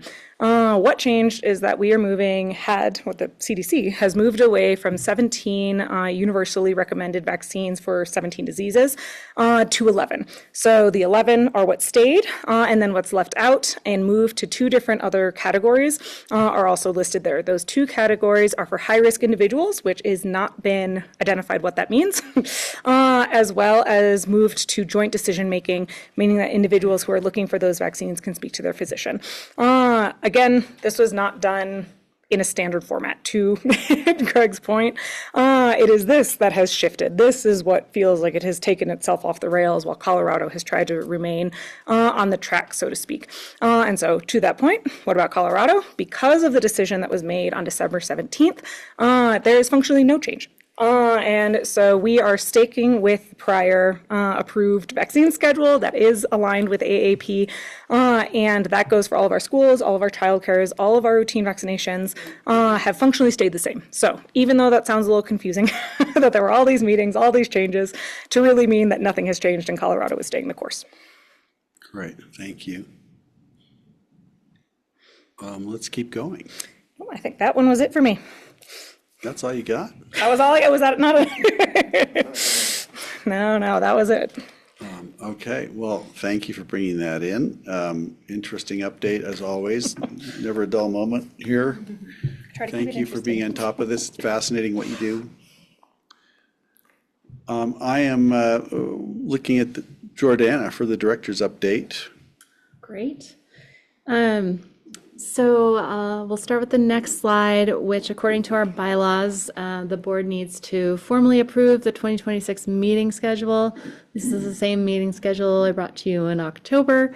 When we update our bylaws, we will have the approval happen at the last meeting of the prior year, not at the first meeting of the year to approve. But just we'll continue to have these meetings in a hybrid format, in person here at the BSCC chambers, and on Zoom for those attending virtually. January 15th, April 16th, July 16th, and October 8th. You'll notice that the October meeting is the second Thursday instead of the third Thursday in order to meet before the BOCC needs to approve the budget, hear the budget. So Greg, we are looking for an action to approve these meeting dates for 2026. I'd look for a motion. I motion. I have a motion from Linda and a second from Dr. Kurt. All in favor? Aye. Aye. Great, thank you. Thank you all. That was easy.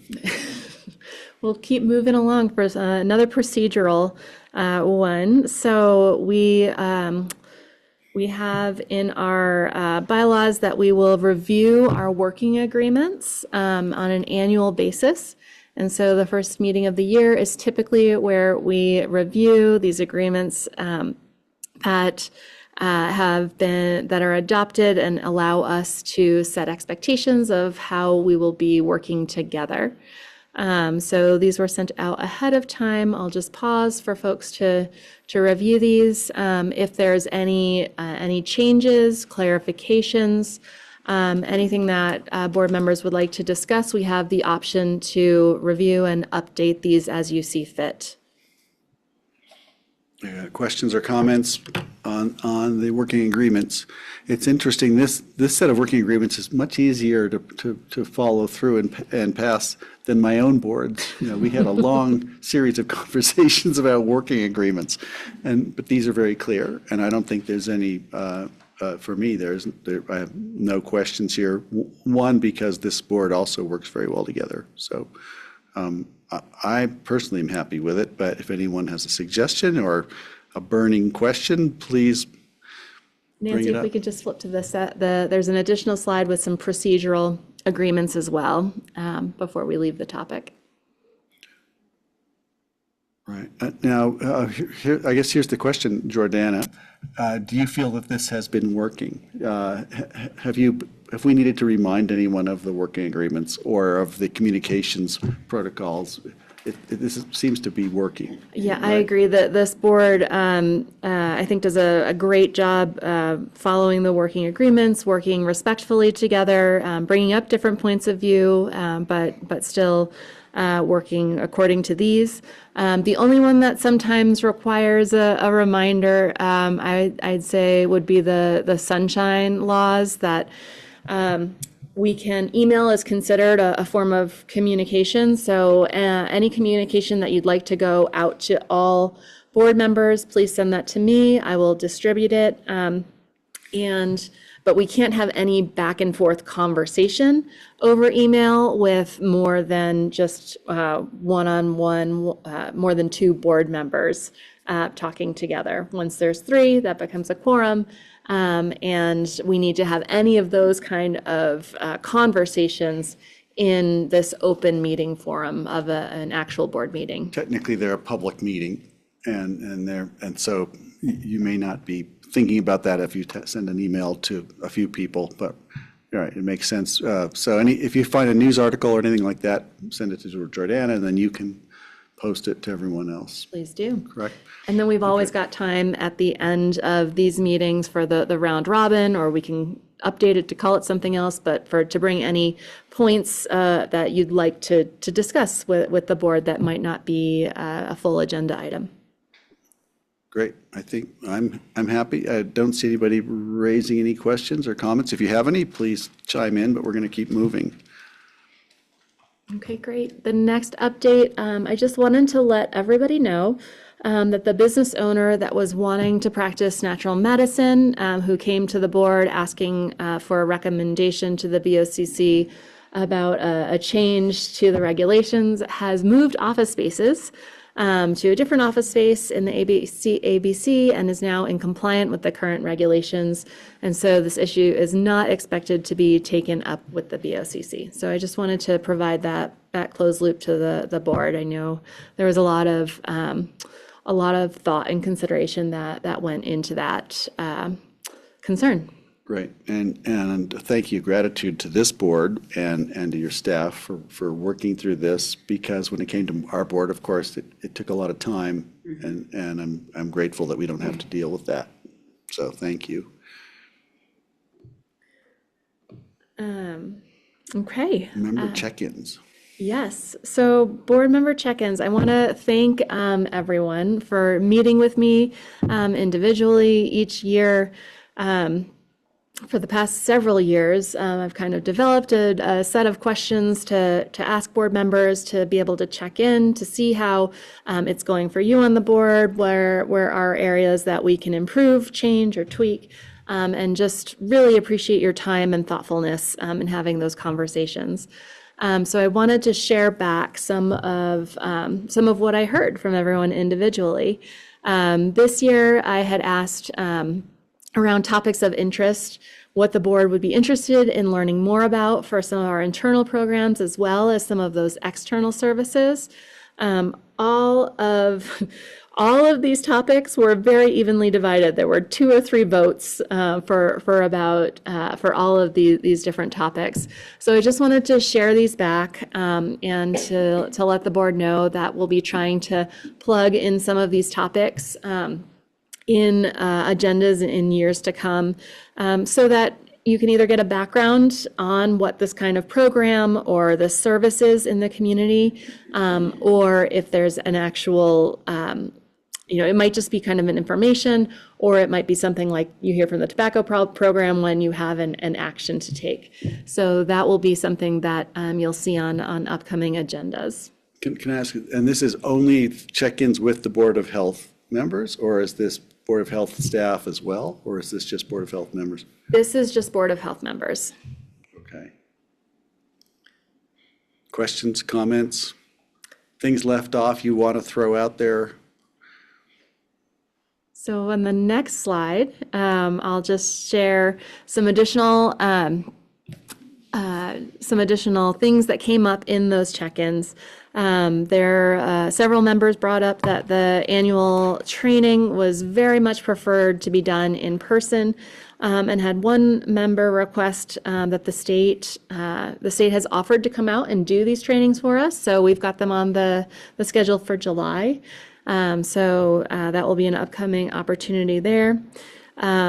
When we talked about what board members felt that the board had done well, what were some of the accomplishments, communication, public education, and those Aspen Daily News columns came up several times.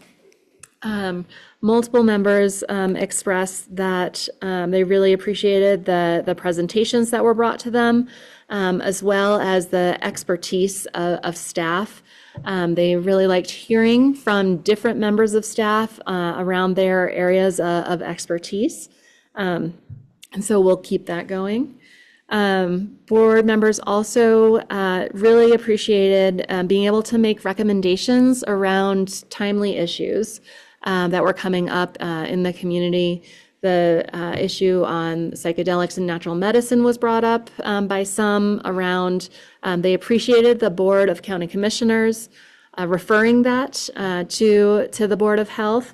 And several conversations were around, is this something that we might be able to offer to the city of Aspen or Snowmass Village if they have an issue that's got a component of health that they'd like their Board of Health members to be able to weigh in on. Is that something that they can come, bring to the board, have a presentation, and get a recommendation?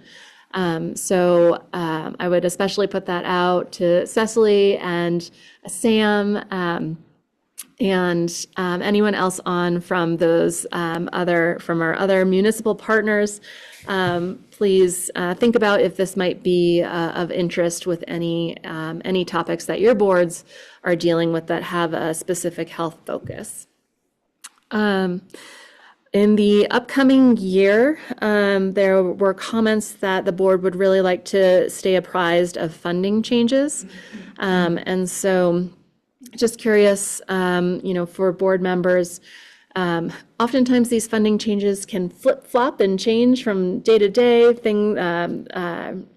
Funding sources often get cutoff, and then there are lawsuits that come about, and then they get reversed, and lots of changes happen. So just wondering if that's something that you would like to see in those updates, in those monthly updates, if that's something that you would like more quick kind of emails about, but just knowing that it might change very quickly. Or also if that's something that you'd like to be coming to you with just the major funding changes in our quarterly meetings. So that's a question I'll let you think on while I share the last point. A Board of Health member made a great point about it would be really appreciated if I could share Board of Health member terms on an annual basis so people could remember how long they were signed up for and when that was coming up. And so Board of Health member terms are for 5 years, but if you're stepping into someone else's partially completed term, that might be different. So I have reviewed, and 7 board members' terms are ending in April of 2026. So I will be, I'm working with Charlotte from the county, who will help with that process and maybe sending you an email if you're interested to continue. So just know that will, you'll be getting more, I'll be sending out more information about those terms that are expiring. And we'll try to incorporate this on an annual basis to let you all know what your terms are and where we're at, maybe. So there's 7 that are coming up, and can they do How many another- are they? How Are many there are any we? limits on how many individual terms? Is that everyone? Can they do it potentially? So it includes alternates alternates, as okay. well. All right. So it looks like all of the city and county folks are Clean coming slate. up. Yeah. Exactly. So I will follow up with more detail as to what that process looks like. Folks can serve up to 2 terms. 2 5-year Two terms. 5-year terms. And they can be sequential. Yes. Dr. Kurt. A question about if there's a shortage of federal funds, can the Healthy Community Fund for the county have a kind of a surplus that comes to emergency aid? So maybe right now the Healthy Community Fund is well spoken for in terms of where those what is granted out and what is paying for different services throughout the year. The commissioners have a pot of $150,000. Oh no, discretionary. Or is it 1.5 million? I'm not going to, I don't know. I can't tell you right now. It has a 1 and a 5 in it. I think it's 150,000 sounds closer. I don't think we have $1.5 million sitting around. 150,000 to be used over the course of 3 years, with the intention of potentially backfilling some of these unexpected, unplanned for changes that are coming down from the feds. That is not just for county departments, that could be used for community services as well. And so there's still working to be a process to figure that out. The Healthy Community Fund, I will keep the Board of Health apprised of when that is finalized, what's going out. Again, that is a Board of County Commissioners decision. They'll be dealing with some of those details in their upcoming retreat to figure out what goes on the ballot. So lots of discussions to come around that. We're going to be asking the community to renew the Healthy Community Fund. And if they don't renew it, then it won't be there. So it's an important thing. And if anyone has an interest in seeing that continue, it's a good time to help out when that issue comes forward. Thank you for that. Regarding Healthy Community Fund, I wanted to ask if we're moving back to the topic regarding the annual trainings. You've been doing them for us, correct? Mm-hmm. So do we really need a state person to come in? And is it a matter of us inviting them, or them asking if they can, or insisting that they should, or? No, we don't need to. I've been using the state kind of recorded training, which last year we had some technical difficulties with. And there are wonderful people at the Office of OPHP, Public Health Partnerships. Blanking on the acronym right now. But they, Dr. Kurt is actually on their advisory committee right now to help develop Board of Health trainings. I've sat on their Directors Advisory Board in the past. They're wonderful people who are developing these curriculum and looking for opportunities to get out and be able to present in person if there are boards that would find that of interest. By no means are they requiring that. But it would be a good opportunity to get to know someone from a state department and get somebody else to deliver the training for a chance. I'd like to pull the board and just see how we're feeling, because I'm ambivalent, and maybe I'm alone in that feeling. So because I think you do a great job.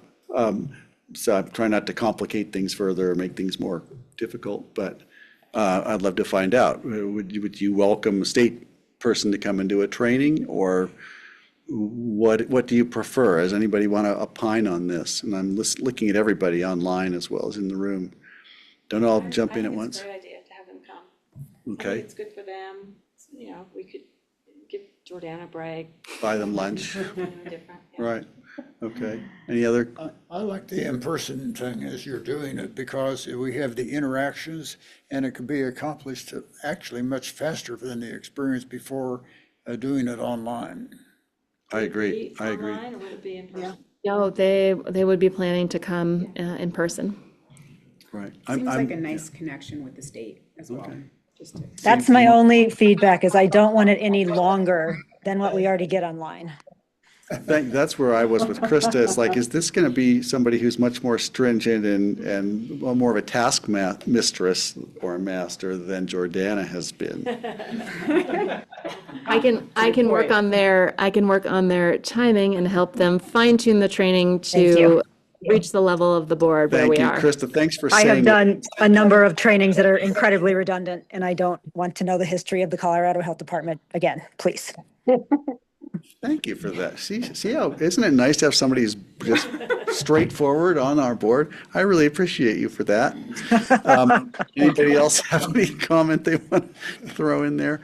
Yeah, if it's going to take 4 hours instead of 2, by all means, let's go with the 2-hour one. You know, if we can get the same amount of work done and get back on. Exactly. Thank you. Okay, but we're going to invite them. I get the impression we're going to bring them out. Okay. Unless they tell us how much they love detail. Okay. Was there something else? And you're looking down this list before we move on. I was just wondering about how the board would be interested to stay apprised of those funding changes, which are frequent, fast, and flip-floppy. Emails. I think it'd be impossible to keep us apprised of everything that goes on with your budget, but I would say quarterly, at our quarterly meetings, you could funding changes that truly impact program activities and implementation that you find very, concerning, because there's no way to keep up otherwise. That sounds good to me. Thoughts? A quarterly report seems pretty good, something beyond our control for the most part. So let's hear about it when necessary. Right. But if there's something you need to update us with, you know how to reach us. Let's see, recommendations, presentations, annual trainings. Okay, I think we're good there.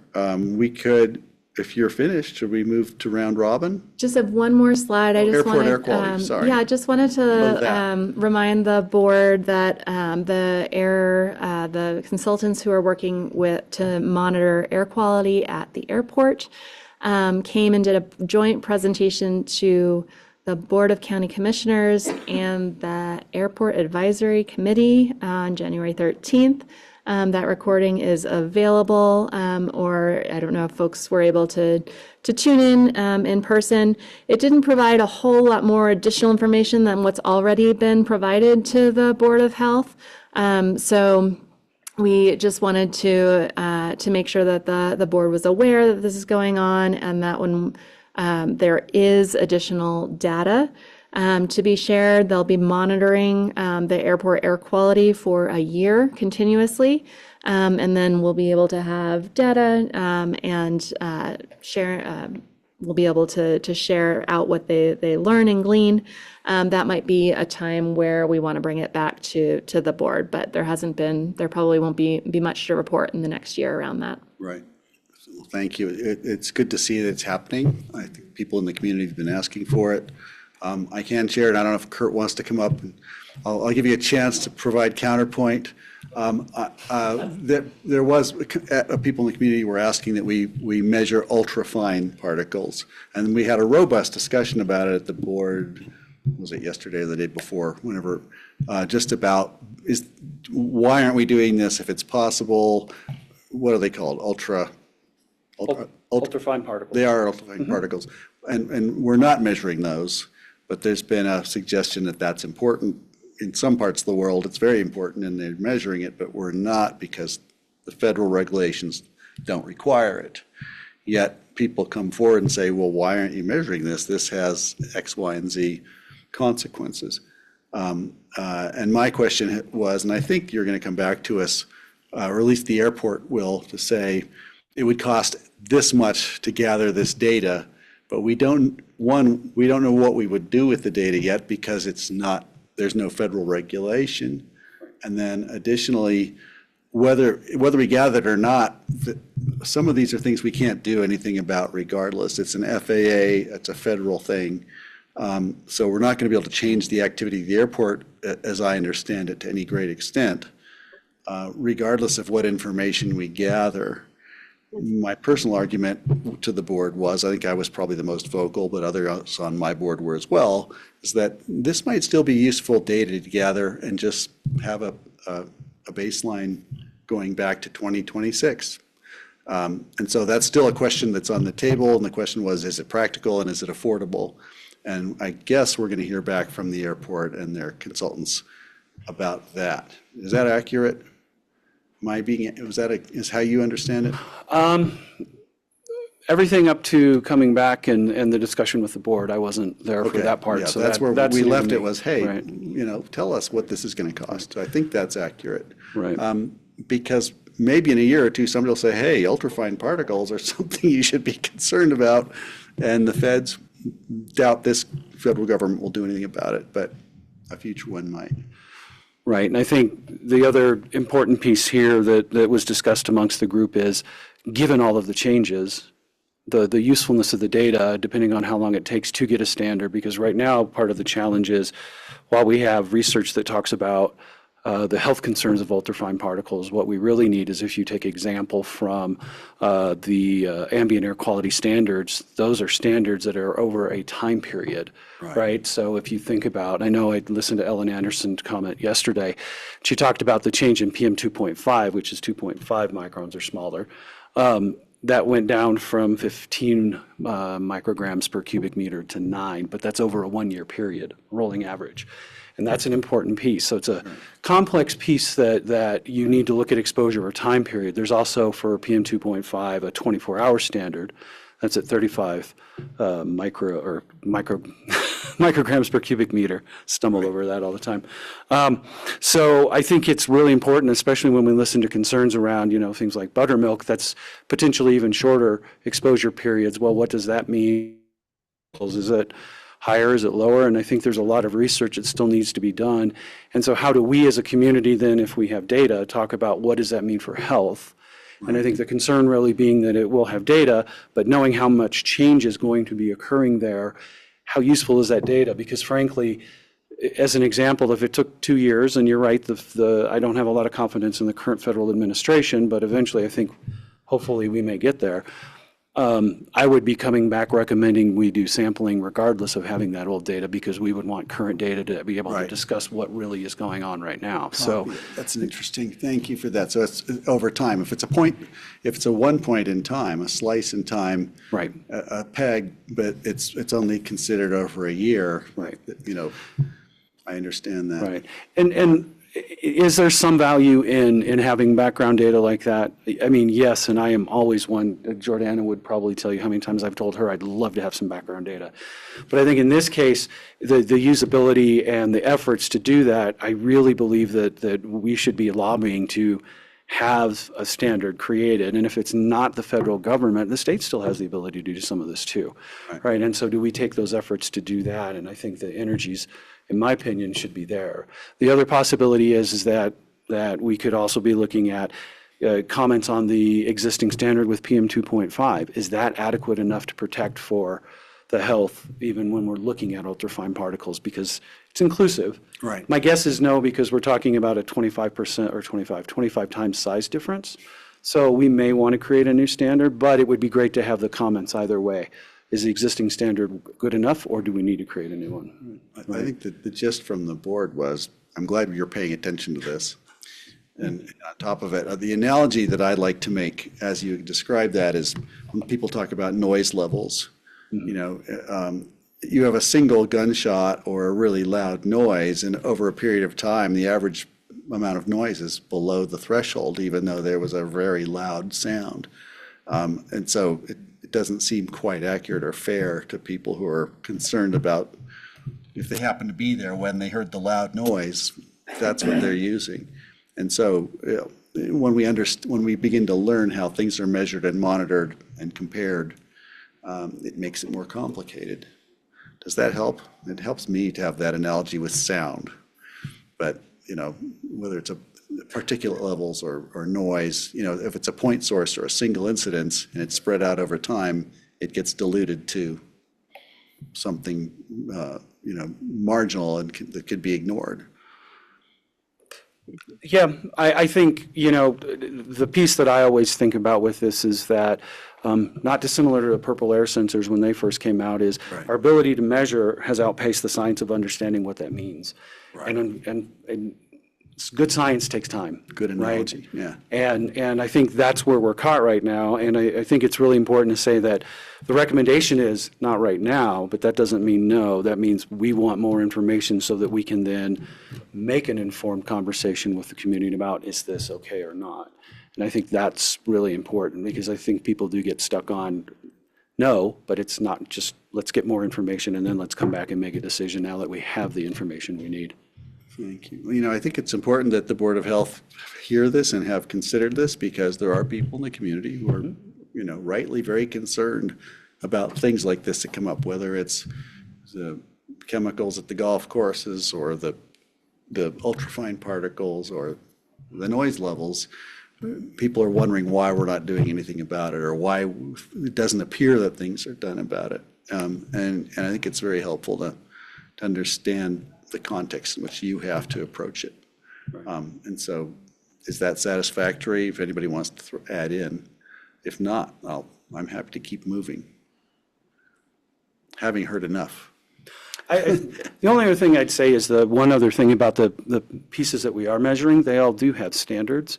So when you talk about the levers we can pull, it makes it much easier for us to come back, say, to an FAA and say, you know, this is close enough to a level that we're concerned about it. What can we do about it? Right. So I think there gives us the opportunity to do that. And that's the other challenge here. And again, I think one of the reasons we need to put energy behind, let's get something in place so that we have a better understanding. And I think we're all looking forward to that. So, and we approved the power lines and everything else needed to make it happen. So we're moving. Right. Thank you. Thanks, and I'm Kurt. excited that we're finally getting there. It's taken, Appreciate that. It's taken a while. It's been a while. Yeah. Yeah. Okay. With that, if we're done with your director's update, I'm going to move us to round robin, and I'm going to seek input from the board. If anybody has a topic they want to discuss, I see one hand up with Liz. Take it away. I wanted to be sure we all know where we can get our radon tests, where we can pick one up. Straight upstairs. Right upstairs. Follow me after this. Okay. Not at City Hall this year. They are also at City Hall, but they're a separate entity. You want to talk Oh, you have to come up. Sorry, Brian, come on up. So yeah, for the radon test kits, we have them available here at the county admin building in the ComDev offices on the second floor. We're also handing them out at Snowmass Village, their town Hall. I'm trying to remember what it was called. And also the other counties around us are participating as well. So if you were to contact Eagle County or Garfield County, if you're in those areas, you can get kits from them as well. Do you need to be a resident of anywhere? Nope, we are happy for anybody to test. We really don't want them to be sent out to Florida, but if that's what you want to do, it's okay. How many tests would you do in your home? One. Just one. So if you have a basement level and then you have a, ground level and then you don't worry about ground level or second floor, you just do the basement, or what? How does that work? Well, the recommendation is to test the lowest livable area of your home. So like if you had a basement that isn't finished, or maybe you just have your laundry down there, you don't spend time down there very much. We're not really looking for people to test that because radon is an accumulative effect. It's not just acute, you get exposed to it and it's a problem. You have to continuously be exposed to it to increase that risk. Months or years or something. Yeah. Okay. So that's how you get that increased risk of lung cancer. An occasional use room, no big deal. Exactly. A room Yeah, we you're don't want regularly crawl in. spaces measured or unfinished basements. But That's yeah, really the good to lowest know. living area of your home, specifically because that radon is heavier than air, That's it's regularly the most used. likely area that's going to be have high radon levels. Good to know. If you have central heating in your home, it may be worth testing a little more, especially depending on how your heated. Forced air. Forced air, yep. Yeah. Because sometimes that the input of that forced air isn't connected to the upstairs. It'll just be taking air from the basement and blowing that up pushing it into up. your home. Right. And then So depending on how your home is created, it can change that. But yeah, we still want the lowest living areas of the home. And then very briefly, can you describe mitigation? Yeah, so how mitigation looks, if you were to have a finished basement with a foundation, what they would do usually is punch a hole in that foundation, dig a bunch of the dirt out of that, fill it with gravel, and then they'll put a pipe in there that will go outside of your home up to almost the height of your house with a fan drawing air out from underneath your foundation. So it's taking that radon out from underneath your home before it has a chance to get into your home. So after they make that big gravel hole, they would seal that off again. And how big is that? 2 feet diameter or? I don't 10 know feet that diameter? answer. Yeah. wondering But, how and big then a if you hole had a they crawl make. space, they would seal that with plastic and basically do the exact same thing. Copy that. Okay, good to know. But yeah, they're I not have very a expensive. Personal account too, because I've done it to my place and it's so important to do a follow-up one to see how well it's worked. mitigated, because sometimes it can be further mitigated if it's not below 4. And that's happened at my place too. Yeah, and the certified radon professionals should be doing those follow-up testing once they do those mitigation efforts to make sure that what they did worked properly. Great, thanks for Yeah, that. and it is a fan Mhm. that is 24/7, but you barely hear it. Yeah, it's not a complicated technology or anything. And it puts some- it up high and Yep. Pushes it just out high. disappears. So the question is, does it alter the ability of your house to stay warm? Because that's pulling out from underneath your foundation, it shouldn't make any effect. If it is, it would be very minor. Got it. Interesting. Good to know. Thank you. That's really helpful. Yeah, no worries. Okay, thanks for that. That was your question. Anybody else have a round robin? I'm going to bring one up that Jordana told me I had to bring up in round robin, because she didn't want to put it on the agenda. And this may not be important, but it's still, there were some articles which I shared, I think I shared with you for the board a while back. There was a long article in the New York Times about a community, probably Marin County perhaps, somewhere in Northern California, that had noticed a higher incidence of electric motorcycle, electric bicycle accidents, with really tragic accidents. And they were basically, what the gist of the article was is this is a problem and people don't know it yet. And I have, I've heard anecdotally that we have a higher incidence of bicycle accidents in our community, and I know a lot of people who've fallen off bikes lately. And I'm just wondering, is this something we need to be on top of, and is this something for the Board of Health? And I'm kind of looking at Dr. Levin, because you probably have to deal with this. If somebody comes in with a head injury, you'd know about it. And I'm wondering, are we any different from other resort communities, or? I don't know if that, we have that data, but I think it's across the board, it's a problem. You know, we had a recent death from an e-bike. It's reaching a wide range of abilities and people who understand or don't understand rules of the road, and definitely creating big issue. But I don't know about the data and the data of what percentage of all bike crashes are e-bikes. Are we different from other resort communities? I think what was measured was accidents that were involved a bicycle but were not involved with a vehicle. So it wasn't a car hitting a bike or a bike hitting a car. It was just a bicycle-related accident. And there was a state data point that was, for some reason, it seemed like Pitkin County was higher than everybody else by a great, scary amount, which probably meant that it was skewed somehow. Remember that? Yeah, and we attempted to dig into that with the state to no avail. But I think what I would offer is we are doing, we're scheduled to perform our community health assessment in 2026, and this could be something that we look to have Ariel dig into to see what data does exist, or anecdotal data from hospitals, ERs, bicycle shops. We've got one person to be able to lead this effort, so we can at least start to examine there and see, because we typically look at morbidity and mortality and the top causes there.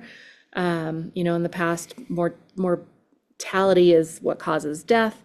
Morbidity is what puts people in the hospital oftentimes. And so looking at our hospital data, falls among older adults are typically the top issue that come up.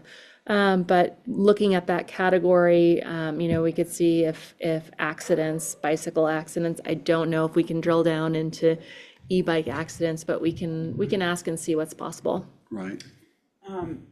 It might be helpful to put you in touch with the trauma department, because they do collect a lot of information that isn't sometimes shared, and that might be a really nice link with the public health and the trauma department at the hospital to look at some of this. And some of the stats might be able to be run, questions that you're interested in, that they could run pretty easily. I don't know. I think that would be useful only because I'm hearing from the mayor of Aspen, RAFTA board members, trail users of the Rio Grande Trail, the bike users from the rental houses and the WeCycles, all that is that there seem to be more accidents and more potential conflicts. And perhaps it will just drive safety measures before we find out how bad it is, if it's bad at all.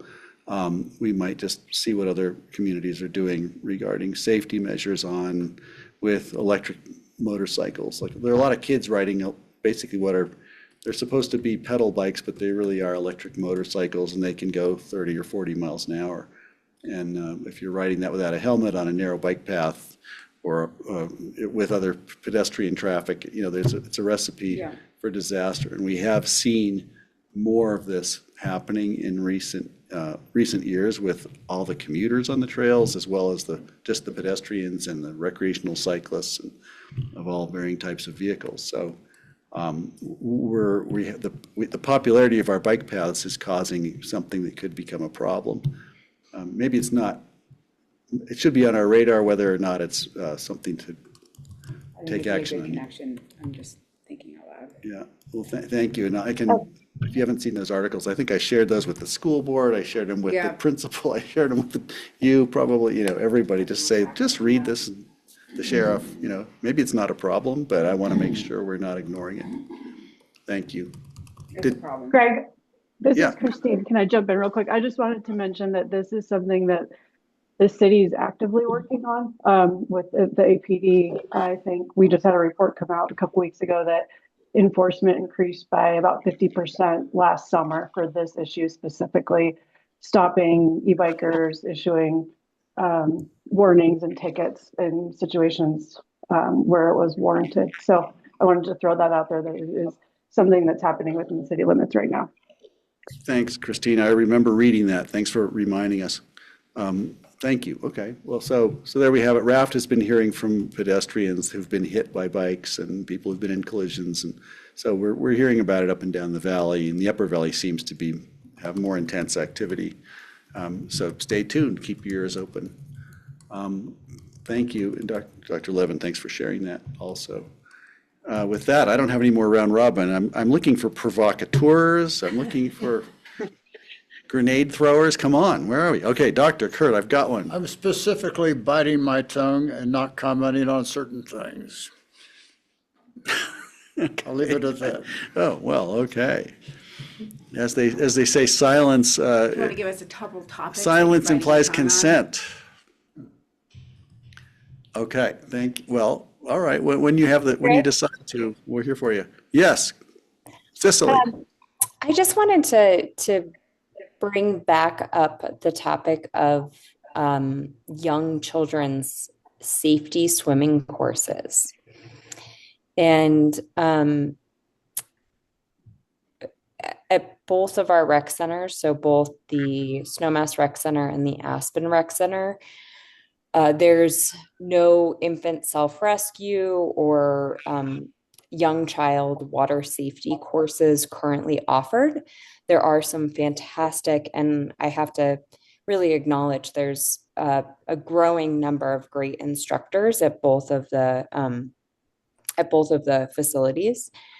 But I think that it's challenging to watch as the rest of the country has really seen the data on this type of swim course and is moving to offer more and more for younger kids. And our public facilities are not really willing to offer it. And I would just like to encourage the group to work towards the ability to offer that to families. And it's not that it's going to be right for every family, but I do think it should be an offering in Pitkin County. Thank you, Cecily. If we were to follow up on that, Jordana, what would we do? So we've created an information sheet on water safety and have shared that out with the board if that was something that the board wanted to take and help do some advocacy work on. I know we've got Snowmass, we've got City of Aspen, who are the ones who have the purview over the current rec centers. So if there's any other data or evidence or background support that we can share what's included in this one pager, we'd be happy to do that. Just to be clear, this is based on the policies of these centers. Correct, Cecily? I think it's a loose policy, Krista. I don't even think it's an official policy. I think it is the guidelines of the. But that's where we're hitting resistance, I'm saying, because I know there's instructors that are willing to provide this service. Correct. Correct. Yes, we have at least, I personally know of 2, and there's probably more instructors who are certified in this type of work. It's a little different. It doesn't fit the normal schedule. So it's kids come in for short periods for like multiple days in a row. So it does take like some scheduling nuances. But I think that, yes, Krista, there's no official policy against it. There has just been there hasn't been any momentum to put it on, and there's been resistance to putting it on. Yeah. Great. Well, thank you. Thanks for that. I'm thinking that we're rapidly approaching adjournment, and I just want to make sure no one else has anything to throw in, but I don't see hands up. So I'm going to ask for a motion to adjourn this meeting. Dr. Kurt, and I'll make the second. I'll second that. All in favor, and we'll see you next time, which would be April 16th. Thank you all so much, and we'll hopefully talk to you in the meantime. Thanks, Greg. Great meeting. Thanks, Greg. Did we vote? Do we have to vote? All in favor? Aye. Aye. Aye. We're adjourned. Okay, thank you. Okay, we're done. Thank you all. I thought we were going to finish early, but it's only 8 minutes early.